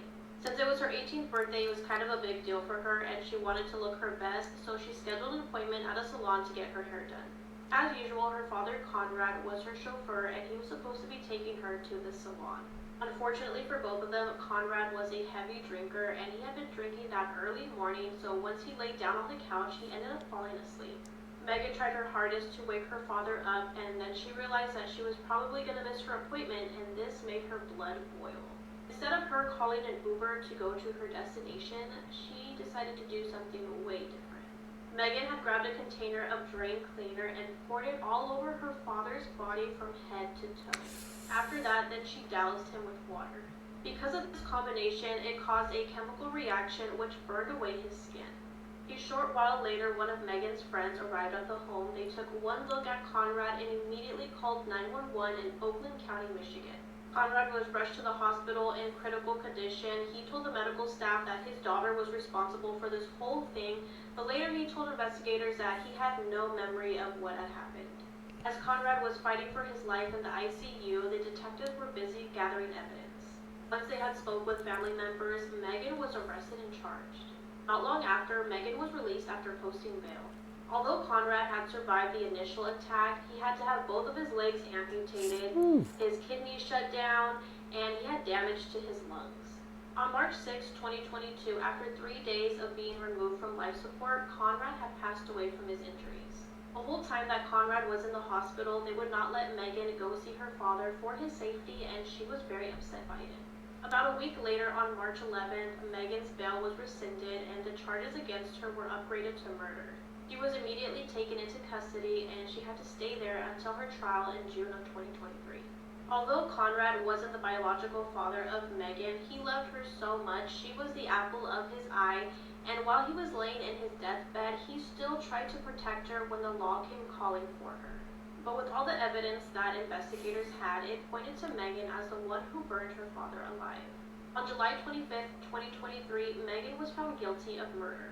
The judge on the case believed that because of Megan's age, she didn't realize what she had done, so she only sentenced her a 1-year sentence. While on parole, she would have to undergo a mental health assessment every 6 months. Megan would also be fitted for a GPS tracking device, have a strict curfew of 9 p.m., and this probation period would end in July 2028. We made it towards the end of this video. Thank you guys so much for watching, and let me know down below if you agree with this sentencing, and if you have any requests for me, let me know down below as well. Pictures that show the power of time. These teddies were bought at the same time 30 years ago, but one of them was given to a kid and the other was kept in a storage. And this is what happens when you don't clean a building for 50 plus years. I actually didn't know they were supposed to be white. Here's what penises looked like 80 years ago versus now. I wonder if they still accept the old ones. What do you guys think? And here's the size difference between 100 used bills versus new ones. Pretty neat. Imagine accidentally knocking on the wrong door and then being murdered because of it. Well, that's what happened to 56-year-old Maria Couto after visiting a client at an apartment building in Westchester. Maria was a caseworker for the county's Department of Social Services and was conducting home visits when she accidentally knocked on 31-year-old Hasim Jenkins' front door. When he answered the door, instead of directing Maria to the correct apartment, he punched her in the face. Maria tried running from him, but he chased her into a neighbor's apartment and he continued to kick her in the head with a pair of heavy boots. Somehow, while this was all going on, she managed to call 911, but when police arrived, Hasim claimed that Maria tried to stab him and that's why he beat her. But that never happened. She only knocked on his door because she thought that was her client's home. This poor lady suffered severe brain bleeding, brain swelling, and multiple facial fractures. She was placed on a ventilator, but unfortunately, she passed away a month later. When Hasim was arrested, Maria's phone was found in his pocket, and now he's facing a long list of charges, including second-degree murder. And something her family said, which is so sad, is that this all happened the year before Maria planned to retire. Tasteophobia. Thalassophobia. Very deep water. Let's try it. I've never been scared of water like my whole life.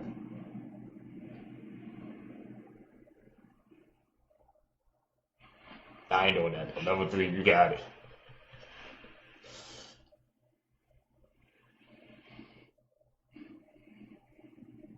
Can't really see anything. It's pitch black. Yeah, that ain't for me. Dude. I don't know how people get on boats like that, bro. Those raging waters. Most secret places you are not allowed to visit. The Elephant's Foot, Chernobyl, a deadly mass of radioactive lava beneath Reactor 4. Just standing near it 4 minutes could mean certain death. Even now, decades after the Chernobyl disaster, it still emits dangerous levels of gamma radiations. It's expected to remain hazardous for thousands of years. Svalbard Global Sea Vault, Norway. This high-security vault was built to preserve humanity's foods supply in case of global catastrophe. It's sealed tight, only opened during true crisis. What crisis?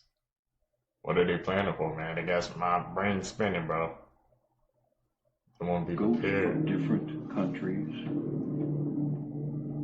Japan. Kachusik Ono. Spain. Santakon Pano. Thailand. Mae Nak. United Kingdom. Bloody Mary. Nepal. Yeti. Heard about that before. Pakistan. Pichilpiri. America. Bell Witch. Mexico. La Llorona. India. Pishacha. Okay guys, breaking news. It's actually happening. So every adult in the UK will now be required to have a new government-issued digital ID. Why, you may ask? Well, apparently immigration is the reason. So this announcement is supposed to be made official tomorrow by Keir Starmer, and anyone starting a new job in the UK will be soon required to present that digital ID. Now, this is all because it's said to be helping illegal immigration, because those digital IDs would then be automatically checked against a central database that will see if you are legally allowed to work in the UK or not. Now, It probably should be noted that this has been a talking point in the UK for many years, but no government before has done this, one, because of massive public hesitancy around digital IDs, but also because of the big questions of whether this would even help the problem it's intended to help in the first place. There's also a lot of other concerns about privacy, about civil liberties, about potential cyber attacks, having access to all of that data. And then also the big question is that if it doesn't have the intended effect that it does, so it doesn't drop that UK small boat crisis, then will it be abolished? Will it be taken away? And if not, then why? So let me know what you guys think. Are you a fan of digital IDs or not? Have you heard about this supernatural phenomenon that sometimes happens to people in really bad car wrecks? Well, apparently multiple people who have been in horrible car accidents have reported seeing the same strange thing. It's called the third man syndrome, and it's when a supernatural presence offers comfort to a victim during a survival situation. I'm going to share one of the crazy stories with you now, but if you're interested in this, tonight's episode is going to be all of these stories. So a few years ago, a Reddit user was in a horrible car wreck. Like so bad they cut the car door off to get them out. They black out during the accident, but as they come to, they see a woman open their car door and get into the back seat. And the woman put her hand on the driver's shoulder and told him that it was going to be okay, and then she said that help was on the way. The user then blacked out again and came to with a fireman cutting off the door of the car. Afterwards, they're with it enough to talk to the police officers and the firemen on the scene, and they're telling them like, hey, there was this woman that got in the car with me, is she okay? And everyone is like, there was no one in the car with you. Apparently no cars passing by had even stopped for the accident because the fire department was so close, so it was super unlikely that anyone had gotten in the car with them. But this is not the only time that that's happened. Other people have reported a woman getting into the car with them after an accident. There's so many other supernatural stories just like this that I explore in the episode tonight, so make sure you're following along. Speaking of violence, I mean, for Des Freeman, is this going to end, in your opinion, in any way other than in a violent confrontation? If people are assisting him, I'm sure there's also people saying, give up, just hand yourself in. But they're probably not willing to do that themselves, hand him in. He may decide to hand himself in himself, or he's just going to fight to the end and wait till he's discovered. With the current situation, I think it's going to end badly, the way it's going, or he's no longer with us. The best thing for him to do is surrender and come out and just face the music. Just have the whole thing end. Badasses of History, Part 4. After having his leg amputated due to cancer, 21-year-old Terry Fox started running across Canada to raise money for cancer research. Every day he ran a full marathon for 143 straight days until his cancer forced him to stop. He ran a total of 3,338 miles, and his fundraiser has helped raise more than $600 million to date. Legend. In 1883, the body of Frank Devereaux and a bear were found dead beside each other, with the ground around them thrashed for 20 square feet. It's believed that the man and the bear fought to the death. American pilot Thomas Fitzpatrick once drunkenly stole an airplane from New Jersey and landed it in front of a bar in Manhattan to continue drinking. 2 years later, someone at the bar didn't believe his story, so he went and did it again. During World War II, American Private Edward Arns was found clutching a sword surrounded by 13 dead Japanese soldiers. Barely hanging on to life, his last words were, "I guess they didn't know I was a Marine." 3 Minecraft facts that you probably didn't know. Did you know that the Enderman's language is just English played backwards? And did you know that Minecraft was originally called the Cave Game? And lastly, a school in Sweden makes their kids play Minecraft every single day. Make sure you share this message and follow for more. I thought to call a cop on that Sweden fact. The school makes them play Minecraft every single day. You know, the kids a little low for that to happen to them, man. Tastrophobia. Trypophobia. Trypophobia?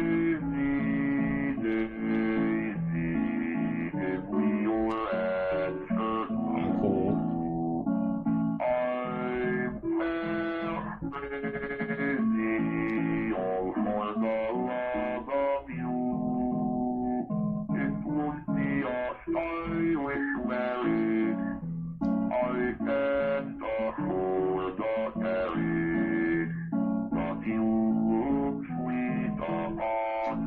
Bread? I was looking at buildings, kids are even able to do this. Yo, what's up? Here's some scary facts about our world that you probably didn't want to know. Part 43. One of the reasons refrigerators are magnetic is because back during the early 1900s, children used to get stuck inside of these when they were playing hide and go seek, and they would actually suffocate and die. There's actually a condition known as arachnodactyly, and it makes your fingers and your toes appear abnormally long in comparison to your palm and to your foot. It can appear at birth or later on during life. So don't think you're safe just yet. There's a chance that you could experience internal bleeding, but you may not even know it's going on until it's too late. Oh yeah, I didn't know if you knew this or not, but actually when you die, they drain your body of all the blood. They put a tube through your jugular, it goes down a table, and then it empties out into like a sink or a toilet. Yeah, and then it's just replaced with formaldehyde. I did not know that.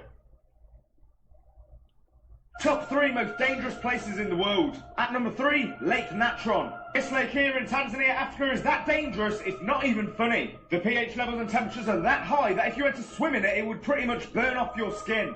It's the equivalent to a lake of acid, and some say if hell had a lake, this would be it. And you won't believe it, there is one animal that can survive here. Yeah, these orange gangsters, flamingos. At number 2, Snake Island. Just off the coast of Brazil, this island is infested with millions and millions of snakes. If you went here, you would see up to 5 new snakes every single step you take. Oh yeah, they're all venomous and extremely dangerous. And at number 1, this house here. If you don't already know, this is 10 Downing Street, the home of this lunatic Boris Johnson, who is planning on keeping the UK in lockdown until the year 2085. People are saying Really? their favorite celebrities are hanging out with a witch. As you can see, this woman is pretty friendly with a lot of celebrities. A$AP Rocky, Kim Kardashian, Kanye, even the Migos. But why are they so deeply connected with this woman? Her name is Michelle Levy, and it says she's a fashion designer, film producer, etc. But she's also married to Rick Owens, who is known as the Dark Lord of fashion. Look, here she is even wearing his head as a purse. Oh, and she's very close to Marina Abramovich, whose art is a little demonic. I mean, she once threw a party with a human-shaped cake. I kid you not. Look at this. But I don't know. What do you guys think? Is this just a connection for fashion, or is there something more darker going on? And make sure you guys hit that follow button, because my next video will blow your mind. One of the most Weird. famous leading ladies of all time, Anne Hathaway, has lived before, and she is the reincarnation of one of the most famous leading ladies of the past. There's a massive conspiracy theory that Anne Hathaway's husband, Adam, is the reincarnation of the most famous playwright of all time, William Shakespeare. Because look at how much they look alike. It's very suspicious.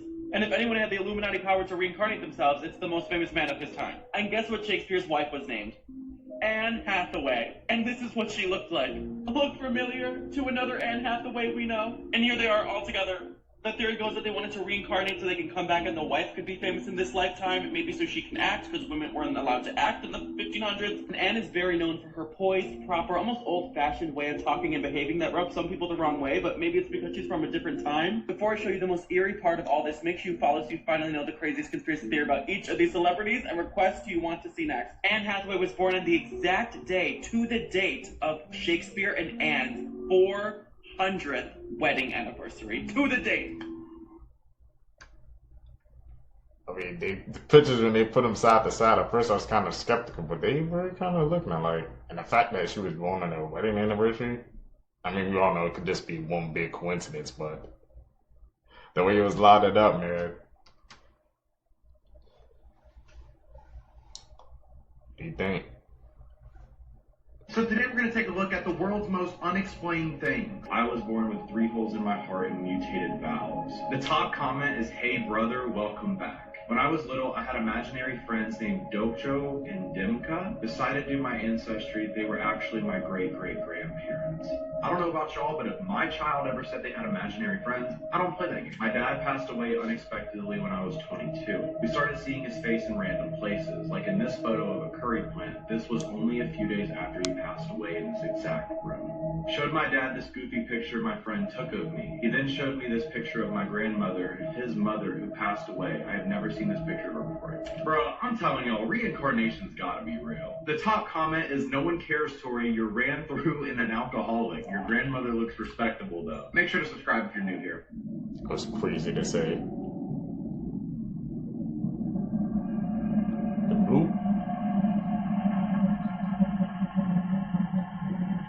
You can tell how clean someone is by their kitchen or their bathroom. You can tell how neat someone is by their living room. You can tell someone's personality by their bedroom. You can tell how organized someone is by the inside of their car. You can tell how healthy someone is by their fridge and their pantry. You can tell someone's self-esteem by the way they show up. You can tell how busy someone is by how they listen. You can tell someone's dedication by their body. You can tell how stressed someone is by the attention that they give. You can tell how respected someone is by the way other people treat them. You can tell how respectful someone is by the way they treat other people. You can tell how healed someone is by their playlist. You can also tell how toxic someone is by their playlist. You can tell how real someone is by their responses. You can tell how comfortable someone is by their posture. You can tell someone's values by how they view other people. You can tell how dangerous someone is by their demeanor. You can tell how envied someone is by the way other people talk. You can also tell how hated someone is by the way other people talk. And you can tell how loved someone is by their family or friends.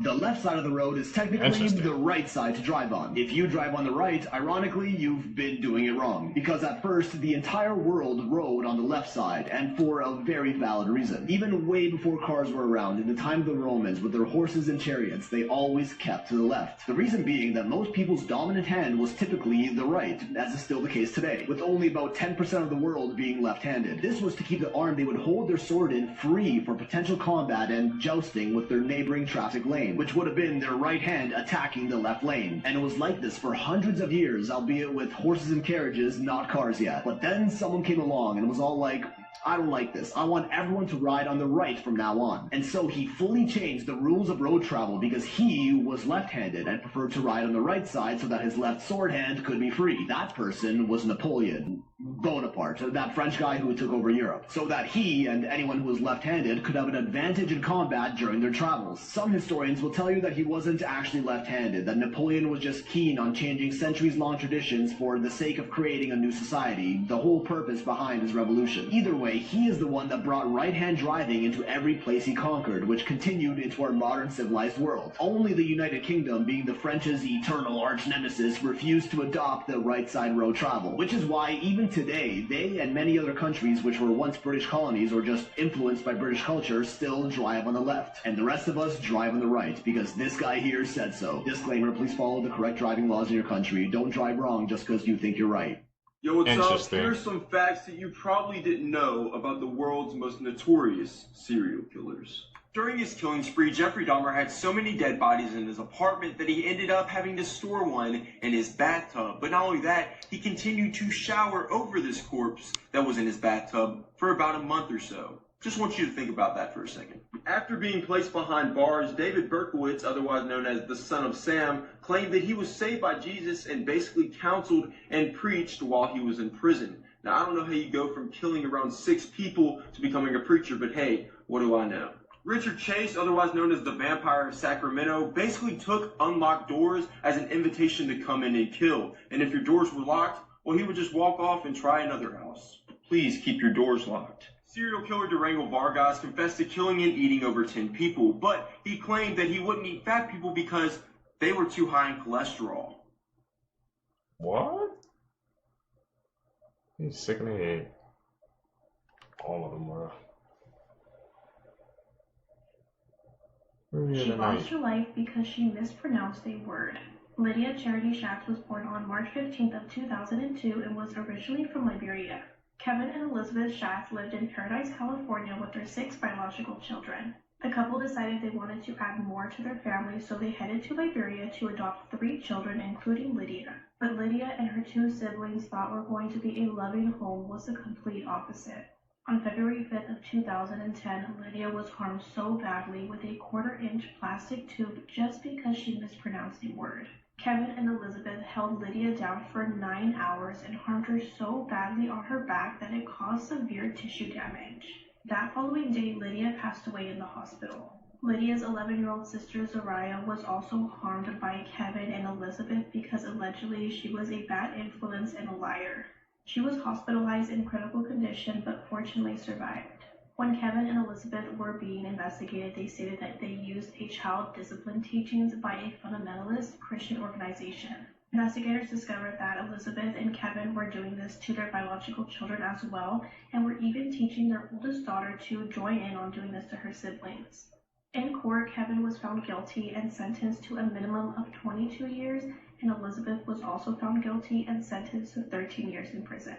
The ancient Romans had a bone to pick. This solid silver ancient Roman amulet was sold at an auction, and try to take a guess as to what it was used for. It's only 3 centimeters tall, depicting a grotesque head with exaggerated features dating back to around the 1st to 2nd century AD, part of a private collection called the Esteemed European Collection. And it has this long, prominent nose, high cheeks, and a massive forehead, but what does it all mean? Well, grotesque features were traditionally used in amulets during the time of the Romans as a way to ward off evil, to keep the bearer protected, and serve as symbolic reminders of the separation between our earthly realm and the divine. And I guess, lucky buyer scored this one right here for £3,200, about $4,300, so I hope it was worth it. So I've gotten asked like 3 times this week if I think that Paul Walker actually faked his death and he's still alive out there. Now, up until this week, I had never heard this theory, and I was like, I don't know. So then I looked into it, and here's what I found out. Now, we all know that Paul Walker was like a big car guy, like a big car enthusiast. That's probably how he got involved with the Fast and the Furious franchise to begin with. But that love of cars was actually his real life personality. He loved really cool cars. So some people thought it was a little bit coincidental or ironic or strange that he actually died in a cool car. One of the things that's a little bit weird about this is he was with his friend Roger, and Roger was a professional driver, racer type of person.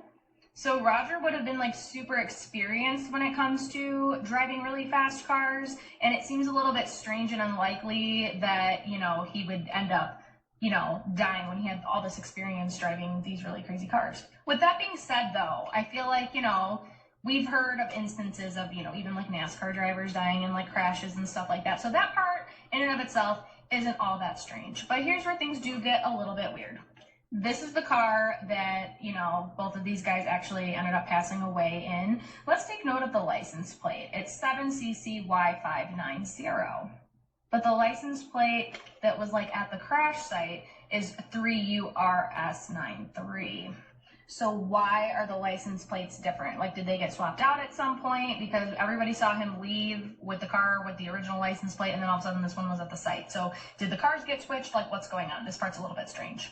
And the other thing that's kind of weird is the story I found out actually leaked before he actually died. So he wasn't even dead yet, and there were all these news outlets already posting about how Paul Walker died in a car accident. So it's almost as if these news outlets already had this information and accidentally released it a little bit early. I had never heard that part before, but that part really got me because that's happened with other celebrity death kind of situations too, where the news accidentally leaks before it actually happens, and so it's what's going on here? So now I'm starting to understand why people are speculating about this, because it seems there's just a lot of things that don't add up that are just a little bit too strange. Any of these things by themselves, other than the news leaking too early, would have been okay, I mean, it could happen, but I feel everything put together, it does make for kind of a suspicious situation. But here's the part I really don't understand. A lot of the other celebrity deaths that people speculate might have been faked, there's a very good reason why they might do such a thing.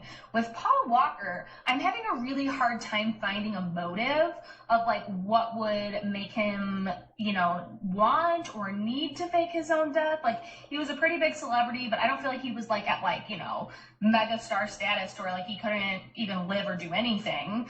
I don't know, and I also don't think he was in any trouble that I know of. So if you know of a reason why Paul Walker might have wanted to fake his own death, put it in the comments. Or is there a chance that maybe the death wasn't faked, but maybe it was planned? If so, why? Man who impregnated a 12-year-old girl when he was 24 is heading to prison for the next 2 decades. Juan Miranda Jara, now 25, entered a gift of a minor under 14.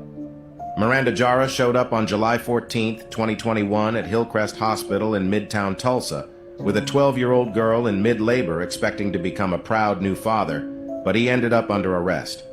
They walked in just like any other couple would, excited to deliver their newborn child, said police.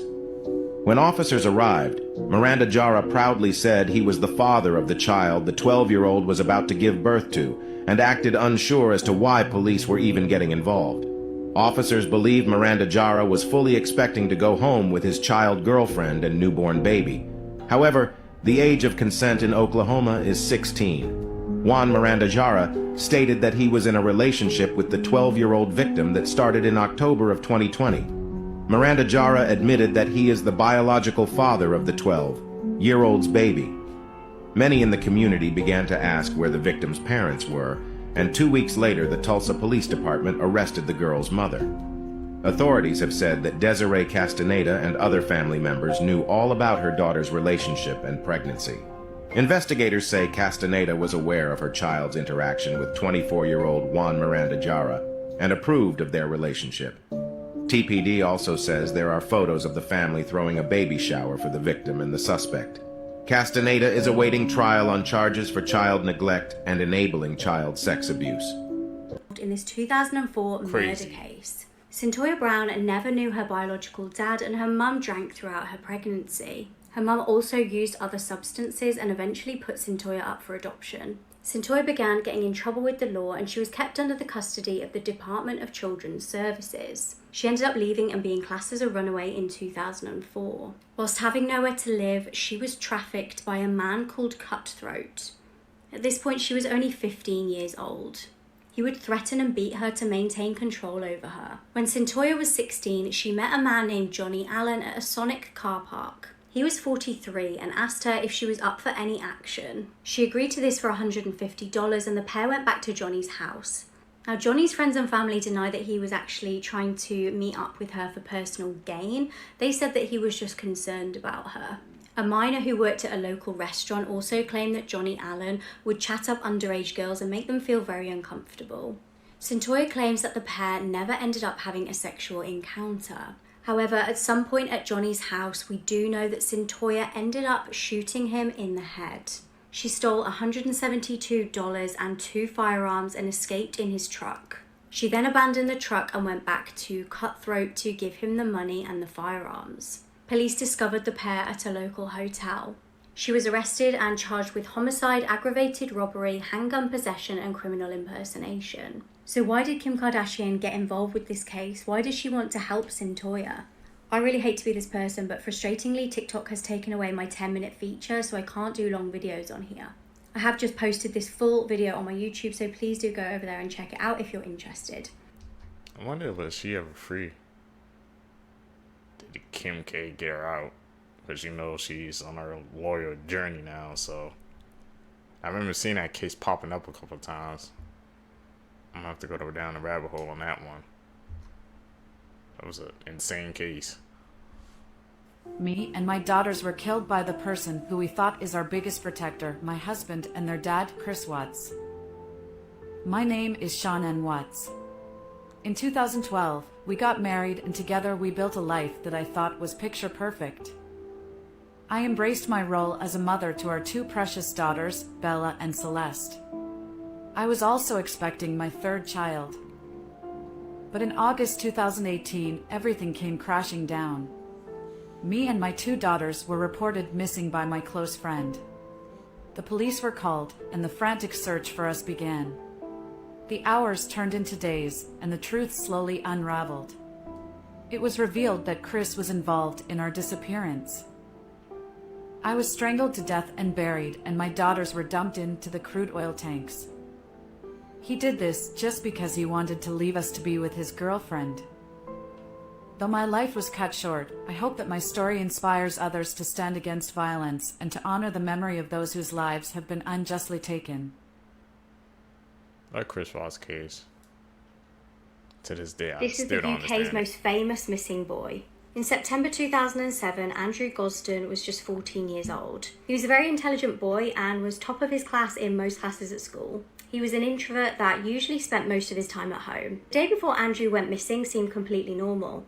He went to school, he had some tea, and then he watched some TV. However, on September the 14th, he seemed more irritable than normal. Instead of getting the bus to school that morning like his parents thought he was, he went to a cash point and withdrew £200. CCTV then captures him walking home, where he changed his clothes into a Slipknot t-shirt. When he left the house, he didn't take his charger with him, and he also didn't take £100 that he'd saved up. He didn't take his passport, but he did take his house key, which indicates he was going to come home. He bought a one-way ticket to London and was last seen leaving King's Cross station at about 11:30. Frustratingly, the school had actually tried to contact Andrew's parents to say that he hadn't turned up to school that day, but they dialed the wrong number and left an answer phone message on the wrong phone. His family was completely cleared of any suspicion, and the family and the school and all of the students went to London and they were handing out loads of flyers. Weirdly, a year after this incident, a man came to a police station to say that he had information about Andrew. Now, the police station was unmanned, so the person spoke to this man just over an intercom system and sent a police officer down there. Mysteriously, by the time the police officer arrived, the person had vanished. This is what Andrew might look like now, just being the age that he may be if he's still alive. Theories about this case is that he may have gone to London to meet up with someone or go to a concert. Was he lured there by somebody with bad intentions, or was he just going there for the day, gonna come back, and was at the wrong place at the wrong time and somebody did something bad to him? In 2009, the family paid for a search of the River Thames to try and find some sort of closure. The search did find a body, but it wasn't Andrew's. The most up-to-date information that we have on this case is that 2 men were arrested on suspicion of kidnapping Andrew, but they've actually been released. That's one of my biggest fears, man. One day you could just disappear off the face of the earth. You're going somewhere, and something completely different just changes your path. You gotta be careful, Seekers. I'm not trying to alarm anyone, but I think everyone living in Oregon should be aware of what's about to happen. This is Richard Gilmore, also known as the Serial. He's been in prison since 1987 after being found guilty of sexually assaulting a 13-year-old girl. But he admitted to sexually assaulting 9 other girls and women. Unfortunately, he wasn't tried for the other attacks because they fell just outside the statute of limitations. He got his nickname because he would case out his victims' homes in Portland, Oregon in the 70s and 80s while jogging, and he would return later to attack. Well, after having his sentence cut in half just 1 year after being convicted, Richard is about to be released from prison on December 16th of this year. He will be released into transitional housing in Multnomah County, but the most disgusting part is that once released, he will only be classified as a level 1 sex offender, which is considered at the lowest risk of reoffending. This is shocking to me because the last psychological evaluation that was done on him was done in 2016, and that evaluation deemed him dangerous to society stemming from a mental or emotional disorder predisposing him to crime. Once released from prison, he will be on supervision until 2034. But even though he'll have to register as a sex offender for the rest of his life, because he is classified as a level 1 offender, the state and county is not required to notify any of his neighbors that he is a sex offender. This is so scary as a parent that someone with this violent of a history could possibly move in next door with absolutely no warning. His victims are outraged that he isn't being classified as a higher level offender, especially considering that at the time of his trial, he was labeled a very dangerous offender. What's even scarier is that right now it's being reported that Richard could be required to have no contact with his victims. Could be? I'm sorry, but that is absolutely just not enough. I can't even imagine how they must be feeling right now. So if you live in Oregon, please be aware that this man will be released on December 16th, and please stay safe. Gotta be aware, man. I told you, the justice system, it goes up and down. This is the case that taught me that some fates are worse than death. Blanche Monnier was born in France on March 1st, 1849, into a very bourgeoisie family. She grew into a socialite and was sought after by many suitors as she was very well known for her stunning good looks. When she was 25 years old, she fell in love with an older lawyer, but her mother refused to let her marry a penniless lawyer and did everything in her power to end the relationship. Blanche could not be swayed despite her mother's best efforts, and one day the beautiful young girl simply vanished. Her mother and brother publicly mourned her loss and told everyone they thought she'd just run away. And then one day in 1901, 25 years after she disappeared, the Attorney General of Paris received an anonymous note. The note read, quote, "Monsieur Attorney General, I have the honor to inform you of an exceptionally serious occurrence. I speak of a spinster who is locked up in Madame Monnier's house, half-starved and living on putrid litter for the past 25 years, in a word, in her own filth." Luckily, the police took the note seriously, went to the home to investigate, and initially Blanche's mother wouldn't let them in the home, but they forced their way through and into the house. On the second floor of the home, they found a, quote, tiny, dark, foul-smelling room, and when they pried open the windows, they were horrified by what they saw. Blanche was on a bed in the room, covered in her own filth, quote, a gaunt creature with abundant black hair hiding her body. Blanche had shrunk to just over 50 pounds and was, quote, covered in food and her own filth, with bugs all around the bed and the floor. She had been locked in that room for 25 years without sunlight or human interaction, was clearly underfed, and barely looked human. Quote, Blanche seemed like a scared animal when the officers took her out of there. One officer said, quote, the unfortunate woman was lying without clothes on a rotten straw mattress. All around her was formed a sort of crust made from her own filth, fragments of meat, vegetables, fish, and rotten bread. We also saw oyster shells and bugs running across Mademoiselle Monier's bed. The air was so unbreathable, the odor given off by the room was so rank that it was impossible for us to stay any longer to proceed with our investigation. The New York Times reported, quote, time passed and Blanche was no longer young. The attorney she so loved died in 1885. During all that time, the girl was confined to the lonely room, fed with scraps from her mother's table when she received any food at all. Not a ray of light penetrated her dungeon, and what she suffered can only be surmised. Blanche's brother was sentenced to 15 months for his role in the crime, but was later released because he never physically restricted her movements in any way. Blanche's mother was arrested but passed away in prison just 15 days later. Blanche was too far gone to return to society, so she was committed to a mental hospital where she passed away just 12 years later. 25 years without no solid sunlight? Because she didn't let her daughter marry who she wanted to. Society back in the day, they was tripping, bro. Imagine being buried under a kitchen floor. This is the horrific true crime of Andrew Innes, requested by a follower. Back in 2020, Benny Lynn Burke, the 25-year-old Filipino mother, was sat at home, like many of us, during the lockdown in the UK. Her home was far from where she was raised. It was in Bristol in England. After heading to the UK a couple of years earlier from the Philippines back in 2019, Benny Lynn Burke was expecting a happy and new adventure with her husband, Lexington. They met in her homeland, fell in love, gotten married before making the big decision to leave her homeland and return to the UK with Lexington, a decision that would later leave her viciously mutilated. Her and her husband would have a beautiful little girl together, which they would name Jellica. Unfortunately, family life wasn't meant to be for the three of them, as it's claimed that Lexington became more aggressive since returning back to the UK, a different character to the one that Benny Lynn had met. The couple would decide to end their relationship mutually. Benny Lynn was now stuck in a foreign land to her, in Bristol, during a pandemic. The only little light she had was the little Jellica.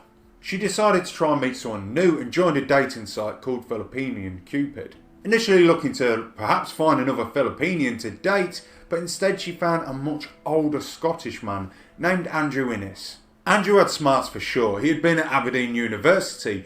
He was a computer gaming engineer. At 52 years old, however, he was over double Benny Lynn's age and had some baggage too. Allegedly had previously been married to a Japanese woman over in Japan where he had children with her too, before breaking up and then being deported back to the UK. A similar story to Benny Lynn's in a sense. At first, Benny Lynn was a bit put off by this, but over time she started to think on it. Probably with the loneliness in her life as well, she decided to give love another chance. Big mistake. They'd strike up a relationship online at first, and apparently Andrew had even offered a £1,000 a month job to Benny Lynn. She didn't want to leave Bristol where she had settled, but Andrew wanted her and Jellica in Dundee, Scotland with him. A whopping 440 miles separated the pair. 18th of February 2021, the couple would decide to meet and Benny Lynn would get a chance to see the sights of Dundee. Little 2-year-old Jellica would come along too. A couple of weeks later, there had been no sign of Benny Lynn Burke and her daughter Jellica. Benny Lynn's sister had tried to contact her and at first was greeted with text message replies, but then started to get responses from Andrew instead. It's said that she demanded a video with Benny Lynn and instead all she received was an old one. Andrew Innes had palmed this off. He claimed that she had gone off with another man near Glasgow and he hadn't seen her since. Lexington, Benny Lynn's ex, had also tried to contact her for his custody visit of Jellica with 2 text messages and a missed call. There's talks that Andrew had claimed that Lexington was trying to take Jellica from Benny Lynn, so Benny Lynn had shut off her phone and fled, so this couldn't happen. It was all sounding very suspicious, and Shella, the sister, was extremely and rightfully worried. The police were soon in action. They had a missing 25-year-old and 2-year-old. At first they tried to gain access to Andrew's residence, but he refused. March the 5th, 2 weeks after Benny Lynn and Jellica had gone with Andrew, they managed to track Andrew Innes' vehicle doing that long distance to and from Bristol. That same vehicle was sat on his Troon Avenue driveway. With this evidence now pointing directly at Andrew, they decided to proceed and question him. Notably, there was a 7-year-old young girl sat on the sofa in the living room watching cartoons. Andrew Innes stated that this was his daughter. Under intense interrogation, Andrew Innes told detectives that same story, that Benny Lynn had gone off to be with another man. Mounting pressure onto Innes, the police would keep poking holes into the 52-year-old story. During this time, he had claimed that they had broken off the relationship when he had looked at her phone and seen that she was seeing other men, before he would admit to killing Benny Lynn Burke and say, "She's under the kitchen floor." The police would unfortunately find out that the 7-year-old girl in his house was in fact not his daughter, but in fact would be another victim of this depraved murderer. With her testimony, this is what happened. Here's some crazy history that you definitely did not learn in school. Horse poop was such a pollution problem for the early 1900s citizens that cars were the green alternative. Henry Ford invented weekends so that he could give his workers Saturdays and Sundays off to have more time to buy his cars. Legend. The US made 3 million cars in 1941, but only 139 cars during the rest of World War II. 17 U.S. presidents served without a vice president. The oldest wine ever found was 2,000 years old, still liquid, inside an urn with Roman remains. Nikita Khrushchev gifted JFK's daughter a dog whose mom was literally the first animal to orbit Earth. Detroit gave Saddam Hussein a key to the city in 1980. A snail spent 4 years glued to a museum card before someone realized it was still alive. Ghosts from different countries. United Kingdom. Bloody Mary. Japan. Kuchisake Onna. Ooh. United States. Who we got? Bell Witch. Never heard of that before. Bell Witch. Spain. Santa Compaina. Thailand. Maynard. Maynard. Mexico. La Llorona. Okay. Nepal. Yeti. We know about the Yetis, man. 2025 it just got even crazier, part 15. So in 2020, I made a video how scientists are trying to bring back the woolly mammoth. Well, it's 2025, and we are officially one step closer to actually bringing this extinct animal back. Because I present to you the woolly mouse. Scientists have just genetically engineered mice with key characteristics of an extinct woolly mammoth. Doing this lays a path for the future of bringing back this extinct mammoth with Asian elephants. Next, just recently at a German soccer match, a referee suffered an unexpected injury. Well, what happened was, before the game was even started, one of the player's sons ran onto the field and bit the referee in his family jewels. If you don't know what that means, look in the comments. Well, somehow, from this, the referee was in so much pain by this unexpected bite, the whole game had to be cancelled. For the first time... Okay, what's up with these scientists, man, trying to bring back the woolly mammoth? I've known that in a couple of these clips I've been watching with you guys, man. They like obsessed with bringing back the woolly mammoth. They making woolly mammoth mice now. What's next? What's next they're gonna try to bring back? You gotta stop it at that. Time in 15 years, a firing squad execution is set to take place in America tomorrow. So here's what's gonna happen. 67-year-old Brad Sigmund was sentenced in 2001 for brutally murdering his ex-girlfriend's parents with a baseball bat. 24 years later, his execution date has been set to the 7th of March, at which point he will become South Carolina's first death row inmate ever to be killed by a firing squad. Tomorrow, Sigmund will be led into what's called a death chamber and be strapped to a metal chair. He will be dressed in regular prison clothes and a hood will be placed over his head. A small aim point will be placed over his heart, and 3 members of the firing squad will be armed with rifles with bullets that expand and fragment on impact, causing a more instantaneous death. The firing squad will then aim and fire on Sigmund through a rectangular opening in the wall around 15 feet away. There will also be witnesses to the execution, which often include members of the victim's family, a solicitor, law enforcement agencies, the media, and the individual's spiritual advisor and attorney. Brad Sigmund was given 3 options: a firing squad, electric chair, or lethal injection. He chose firing squad. Surprising facts about religion. Christianity is the most popular religion worldwide. Hinduism is supposedly the oldest religion worldwide. China is the most atheist country in the world. Around 1.2 billion people do not follow any religion. Somalia is ranked as the most religious country.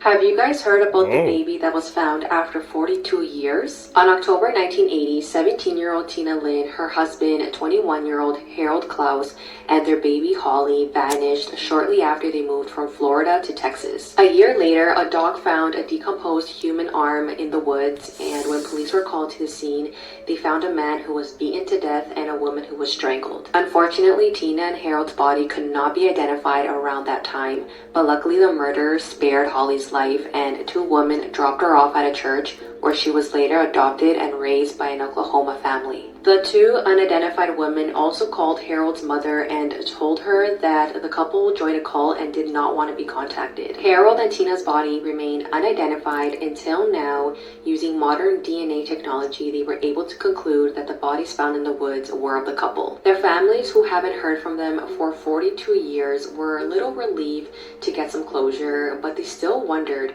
where baby Holly was, since her body was never found. But it wasn't until recently that investigators were able to locate Holly in Oklahoma after 42 years. She was completely unaware about her tragic past, and she never met any biological family until now. The murder of Tina and Harold is still under investigation. I heard a very disturbing theory about what happens to homeless people and missing kids, and it's not human trafficking. In my opinion, I feel like this is way worse. Now, before I tell you what it is, me personally, I don't really believe this. At the same time, this world is very crazy, so I'm about to just tell you and you tell me what you believe. Now, there's this dude on YouTube, and he used to come up with these like predictions that came true, and then he told us that every time kids go missing and homeless people, this is what the government does. They take these people and they experiment on them and test different like diseases. That it sounds far-fetched, but that's just what he said. But at the same time, y'all remember Unit 731? I think Japan had that unit, and they just started kidnapping people and just experimenting on them. I think even that, I can't say his name, but you know what I'm saying, but they were experimenting on people too, and I heard that even the US, didn't they like give them a pardon to see like the experiments they did so we can learn from what they did? So is it so far-fetched that the government's kidnapping people and doing that to them? Because I heard a TikTok story of a dude who had a homeless friend or a girl or something. They got paid, the homeless person got paid to go on a bus, and they never saw them again. So they were like, yo, what did the government take the homeless person to? Unknown facts about. That doesn't sound far-fetched, man. We know people be into weird things, but to say that experimented on, I mean, we've seen through history, man, that that's not far-fetched. That people have been known to experiment on people, man, to try to find answers to things that they shouldn't be. That doesn't sound far-fetched to me. Our history's most famous people. Ronaldo was so poor he played soccer with a soda can.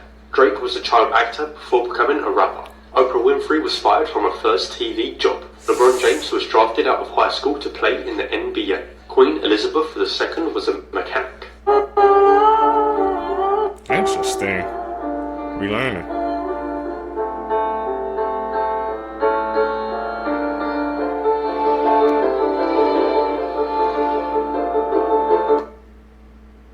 He was missing? Did they find him? Like 90 This woman years? killed 600 men with makeup. Giulia Tofana lived during the 17th century in Italy when women didn't have a lot of power. But she was an entrepreneur who developed her own poison called Acqua Tofana. It was colorless, tasteless, odorless, could kill a man in 4 drops, and was undetectable after death. She sold it to women disguised as cosmetics so that they could kill their abusive husbands and live out their lives freely as widows without any suspicion. This went on for decades before officials realized she was one of the most successful poisoners in history, and she was executed. Damn. She got away for The decades? Menendez brothers' resentencing hearing is coming up on March 20th and 21st, but unlike their trial in 1989, Eric and Lyle may have a real chance at a fair hearing this time around. As you may know, Eric and Lyle were sentenced to life in prison without the possibility of parole for their parents' murder, despite the brothers' insistence that they did it because their father abused them for years and years. The problem was that all the evidence about this abuse was presented in the first trial, but that trial ended with a hung jury, meaning the jurors couldn't reach a unanimous decision. Then, in their second trial, the judge barred any evidence about the brothers' history of sexual abuse from being presented in their case. And that's when they were found guilty. In the late 80s and early 90s, it was hard for people to believe that the brothers were SA because abuse against boys wasn't really talked about as much as it is now. But recently, new evidence has been found which proves Eric and Lyle were telling the truth about their father. When Eric was a teen, he wrote his cousin Andy a letter telling him all about his father coming into his room in the middle of the night and making him do unspeakable things. Remember, back in the day, the brothers were convicted because it was assumed that they were not actually being abused. So having a letter that was written before the murder does change everything. The main obstacle the brothers are facing now, which could potentially prevent them from being resentenced, is the new Los Angeles DA, who doesn't seem to support their cause. If you guys are kind of on the fence about this case, I would advise that you watch the Menendez brothers documentary to better understand this case, and I can promise you your opinion will definitely change. At Eric and Lyle's upcoming hearing, the DA could recommend to the judge that the boys be resentenced, but he also might not. A free way that you can support their resentencing is by using the Justice for Eric and Lyle link in my bio to sign the petition to the DA.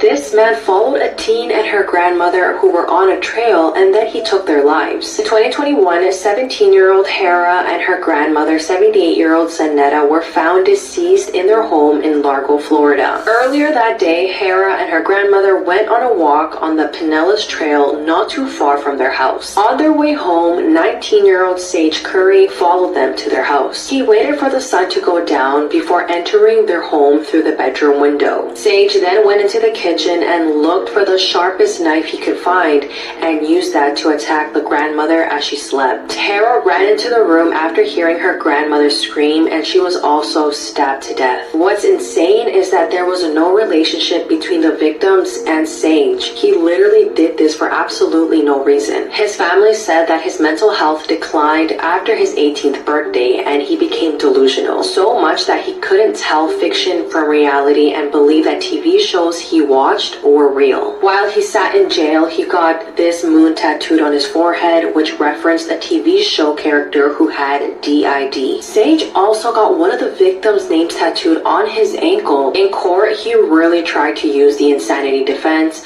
but that was rejected. Sage was sentenced to life in prison without the possibility of parole. He had been living someone else's life for 40 years. On April 26, 1964, Dora Fronczak gave birth to a baby boy named Paul. The next morning, a nurse took the boy away to be examined, but then a short while after that, the real nurse walks in, and that's when they realize Paul is missing. This sets off the largest manhunt in Chicago's history, but turns up nothing. But then 2 years later, an abandoned boy was found matching Paul's description. The Fronczaks took him in, and they lived as a normal family.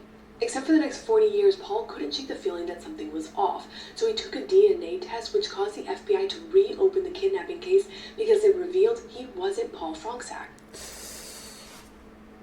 Could you guys imagine you living with your family, then finding out one day that they're not even your freaking...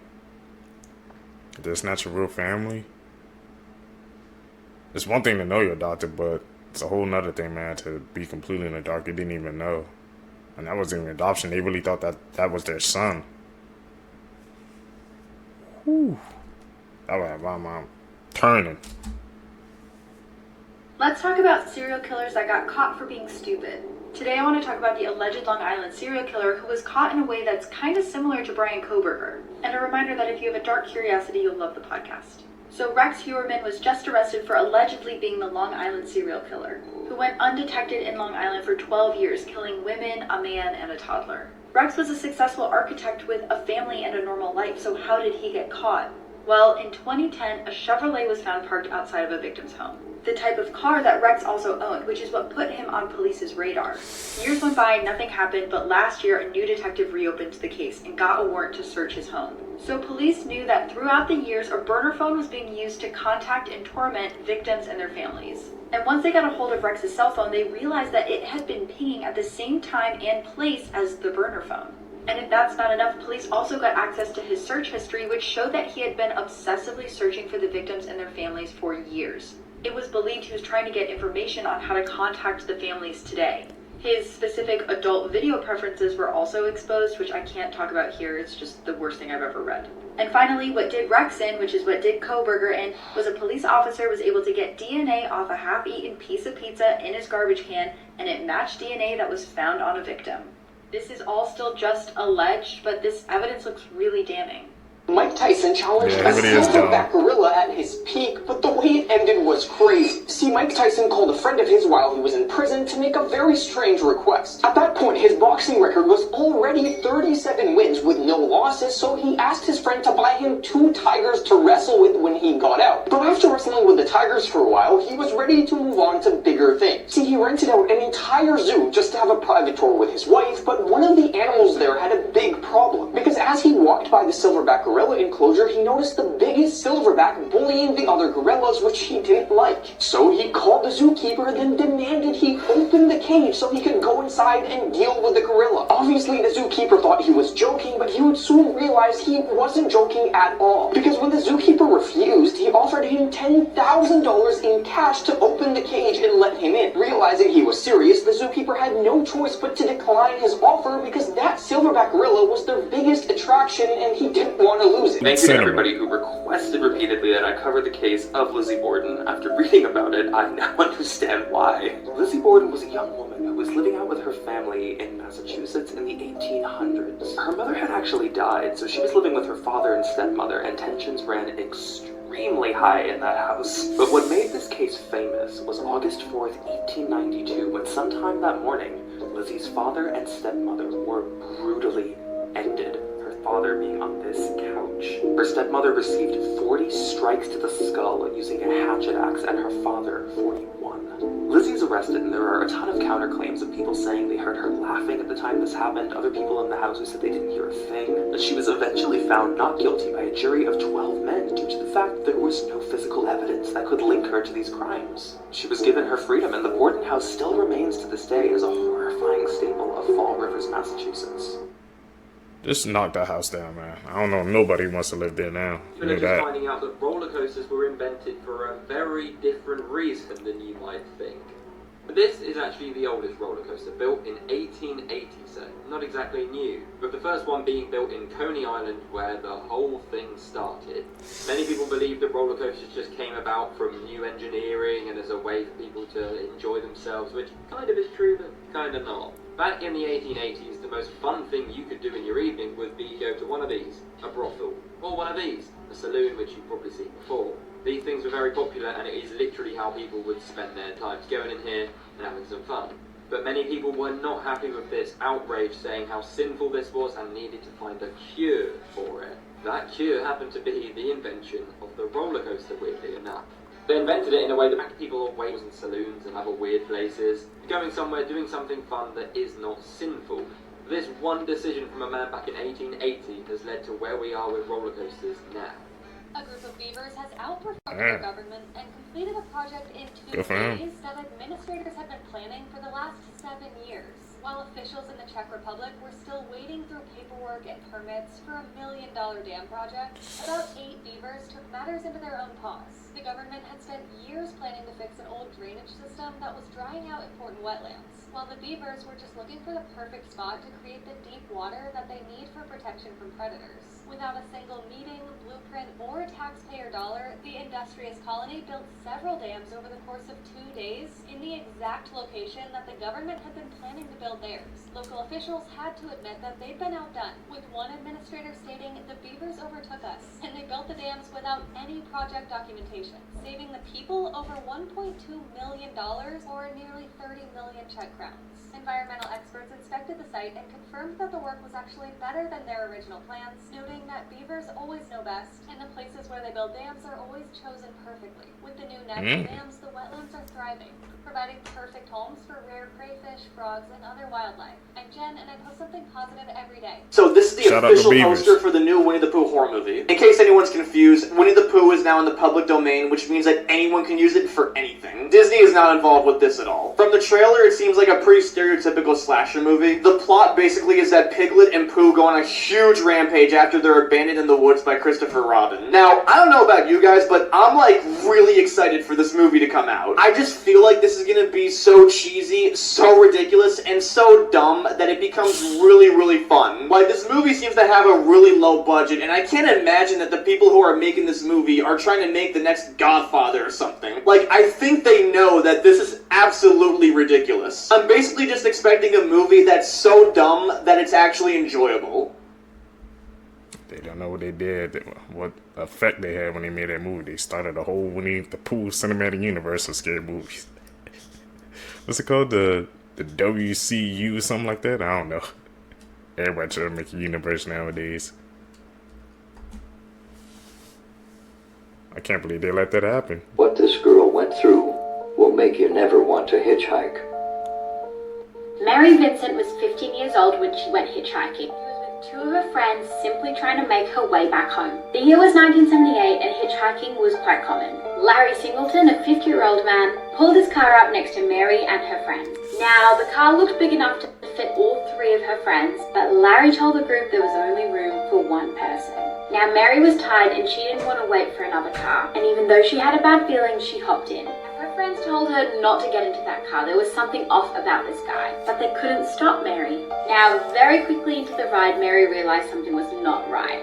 She realized she made an awful mistake. Now, when Larry pulled the car over to use the bathroom, Mary jumped out and made a run for it. But Larry saw her trying to escape and dragged her back to the car. Then hit her, cut both her arms off, and then rolled her body down a cliff. He thought she was gone forever, but Mary survived. Now, since it had rained, Mary actually used some mud to pack up her wounds and stop the blood flow. He walked back up to the road, hoping to find someone to help her. Now, the first car that passed refused to stop, but the second one did and took her straight to hospital. Mary actually ended up surviving. She was able to testify against Larry. For more 7 Cents Crime, hit that plus.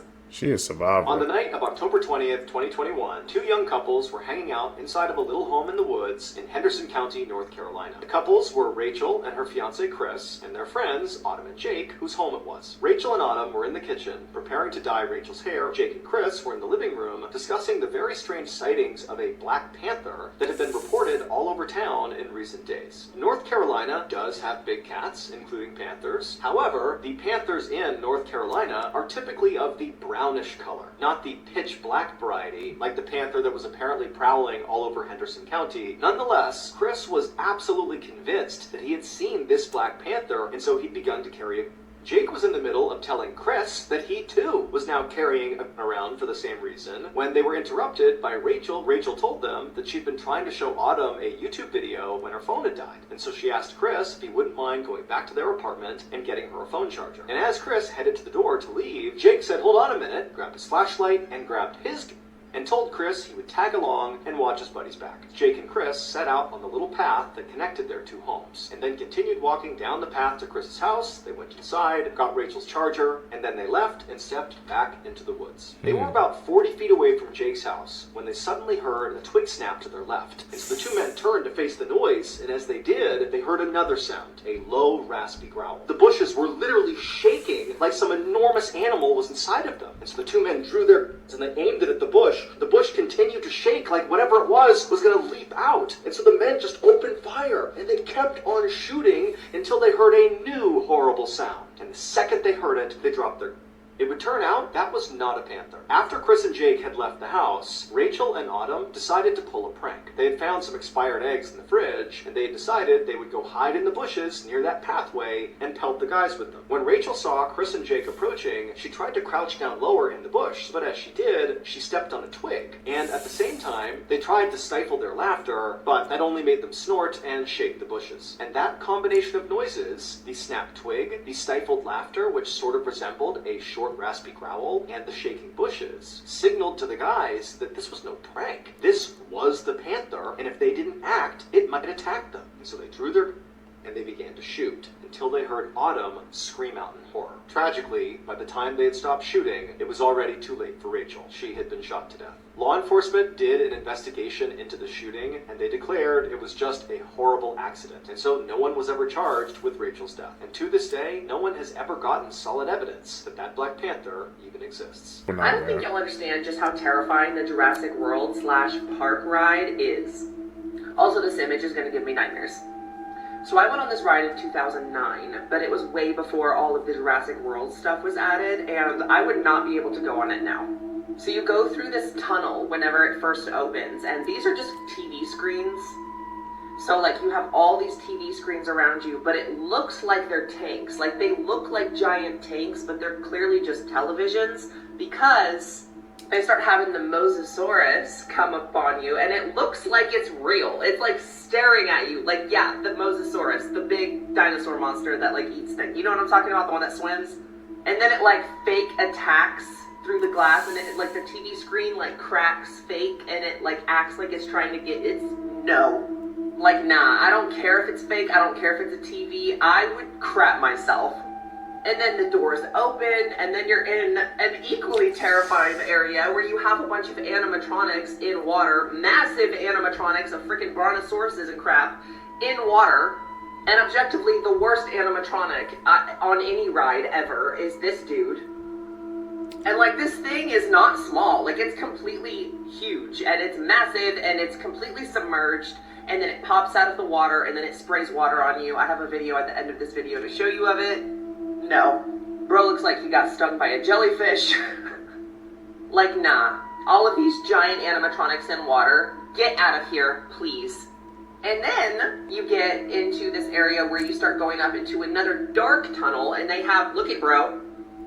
Bro's like, what y'all doing? And in this dark tunnel, you have this ceiling collapse, and freaking velociraptors are trying to get to you.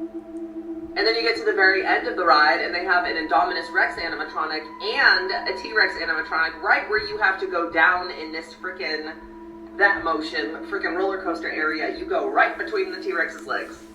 This is the area where you come out, and all of these things are in the water around you when that happens. This is gross. No, this is disgusting. Watch this video of this animatronic in particular because he haunts my nightmares of him completely being submerged in the water. Sickening. Let me know if you've ridden this or if you ever will ride this. I cannot ride it after it has been turned into the extra terror of the Mosasaurus thing. I just couldn't. Keep in mind, I rode this ride alone 5 times in a row in 2009. I don't know how I was able to do it because I could not do it now. I don't know. Well, fun fact, secrets, man. I'm not a big coaster person.